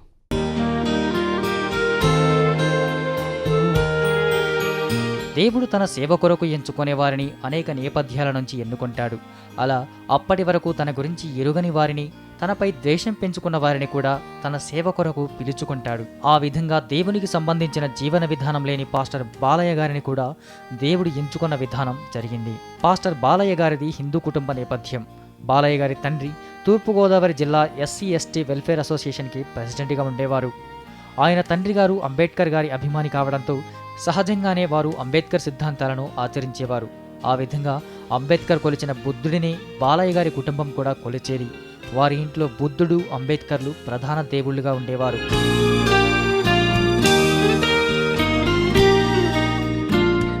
అయితే కాంట్రాక్టర్గా పనిచేసి బాగా డబ్బు సంపాదించాలని, ఆ తర్వాత రాజకీయాల్లోకి వెళ్లాలన్న కోరిక ఉన్న బాలయ్య గారు అందుకోసం 1999వ సంవత్సరంలో కుటుంబంతో సహా కాకినాడ నుంచి పాడేరుకు వెళ్లారు. అక్కడే పాస్టర్ బాలయ్య గారి జీవితంలో దేవుడు ఓ అద్భుత కార్యాన్ని చేశాడు. 1991 సంవత్సరంలో ఓ ప్రవక్త ద్వారా దేవుడు బాలయ్య గారితో మాట్లాడారు. ఇది డిసెంబర్ 24, 92వ సంవత్సరాన ఉదయకాలము దేవుడు నాతో మాట్లాడాడు. నేను నా భార్య ప్రార్థన చేసుకుంటుంటే మొదట ధనాన్ని చూపించాడు. ధనం కాదు నాయన, నీ సన్నిధి కావాలని అడిగానండి. వెలుగుదూత వేషంలో ఒక చెయ్యి కనబడ్డది. వెలుగుదూత సన్నిధి కాదనా, నీ సన్నిధి కావాలని దేవుడిని అడగడం జరిగింది. యేసయ్యే ఆయన పాదాలు నా కళ్ళ ముందు ఉంచాడు. నా తల మీద చేసి నా నామ మహిమార్థం కొండ మీద ఉంచాను. నా సేవకుడు వస్తే శక్తికి మించి నీ మార్గం ఇది కాదు, నీకు 10 ఆశీర్వాదం చెప్తాను, నిత్యము నీవు ప్రవక్త అవుదు అని దేవుడు నా తల మీద చేసి నన్ను ఆశీర్వదించారండి. అప్పటి నుంచి దేవునిపై నమ్మకం కలిగింది. దాంతో ఎక్కడ ప్రార్థన జరిగినా, మీటింగ్స్ జరిగినా ఆయన వారి భార్యతో సహా కలిసి హాజరయ్యేవారు. అలా చర్చకు వెళుతుండడంతో ఆయనకున్న చెడు వ్యసనాలన్నిటి నుంచి దేవుడు విముక్తి చేశాడు. ఆ విధంగా 1992 డిసెంబర్ 5న బాప్తిస్మం తీసుకుని దేవుని నామములో రక్షించబడ్డారు. అప్పటి నుంచి రెగ్యులర్గా చర్చికి వెళుతుండేవారు పాస్టర్ బాలయ్య గారు. ఇక దేవుడు తన ప్రవచనం ద్వారా బాలయ్య గారిని సేవ కొరకు పిలుచుకున్నాడు. అలా ఓసారి 1993వ సంవత్సరం అక్టోబర్ 5న ఓఫిర్ అయ్యగారిని కలుసుకున్నారు. ఆశ్చర్యకరంగా 3 రోజుల తర్వాత ఓఫిర్ అయ్యగారు బాలయ్య గారిని చూపిస్తూ ఇతను దేవుని సేవ చేస్తాడు అని చెప్పారు. ఆ తర్వాత 1998 సంవత్సరంలో నవంబర్ నెలలో ఉపవాసముండి ప్రార్థించి డిసెంబర్ 5న ఓఫిర్ అయ్యగారి చేత సువార్థికునిగా అభిషేకించబడ్డారు. అక్టోబర్ 8వ తారీఖున 1993 ఉదయకాలమున ఈయన సేవ చేస్తాడు, ఈయన జాగ్రత్తగా పెంచండి అని అపోస్తులు అద్దంకి రంజిత్ తూఫిర్ గారు ప్రవచనం చెప్పారండి. నేను షాక్ తిన్నాను. నేను సేవ చేయడం చాలా కోపిష్టి వాడిని. అయితే ఓఫిర్ గారు చెప్పిన తర్వాత 93 నుంచి ఆయనతో నా పరిచర్య, ఆయనతో సహవాసం ప్రారంభమైందండి. ఆయనతోనే దేవుడు కృపనట్టి పాడేరులో యునైటెడ్ క్రిస్టియన్ యూత్ అసోసియేషన్ అని 96లో ప్రారంభించడం జరిగింది. తర్వాత 2000 సంవత్సరం డిసెంబర్ 7న పూర్తి స్థాయిలో ఓఫిర్ మినిస్ట్రీస్కు వచ్చారు. ముందు పాడేరులో అగాపే సంపూర్ణ సంఘాన్ని స్థాపించారు. దేవుని సేవ కొనసాగిస్తున్నారు పాస్టర్ బాలయ్య గారు. ఇలా కేవలం దేవుని కార్యక్రమాలే కాకుండా సంఘ సేవలోనూ పాలు పంచుకుంటున్నారు. స్నేహశీల చారిటబుల్ ట్రస్ట్ ద్వారా 100 మంది కుష్ఠరోగులకు భోజనాలు ఏర్పాటు చేశారు. మెడికల్ క్యాంపులు ఏర్పాటు చేసి పేదలకు మందులు, వైద్యం ఉచితంగా అందిస్తున్నారు. రాష్ట్రీయ క్రైస్తవ పరిషత్ ఆధ్వర్యంలో క్రైస్తవుల హక్కుల కోసం పోరాడుతున్నారు. ఈ విధంగా దేవుని సేవలో కొనసాగుతూనే సంఘ సేవలోనూ తమ వంతు బాధ్యతలు నిర్వర్తిస్తూ ముందుకు సాగుతున్నారు పాస్టర్ బాలయ్య గారు.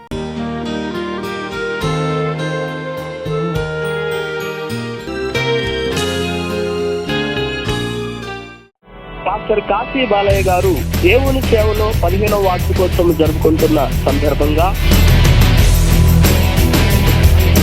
ఈ ఎపిసోడ్ స్పాన్సర్ చేస్తున్నారు.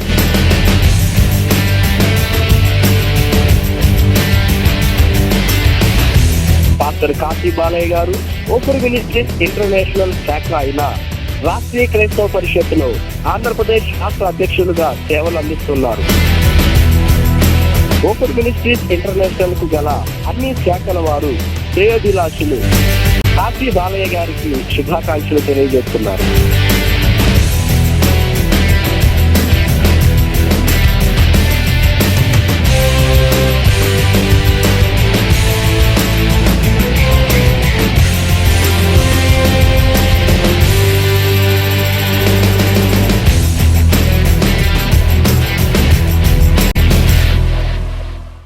For more details, contact Ophir Ministries LIG 86/1, 3rd phase, KPHP Colony, Kukatpalli, Hyderabad 5,72,000. Our numbers 9908 773 008, 99511 00444. Our website www.ophirministries.org. Our email address satyavedasaram@ophirministries.org.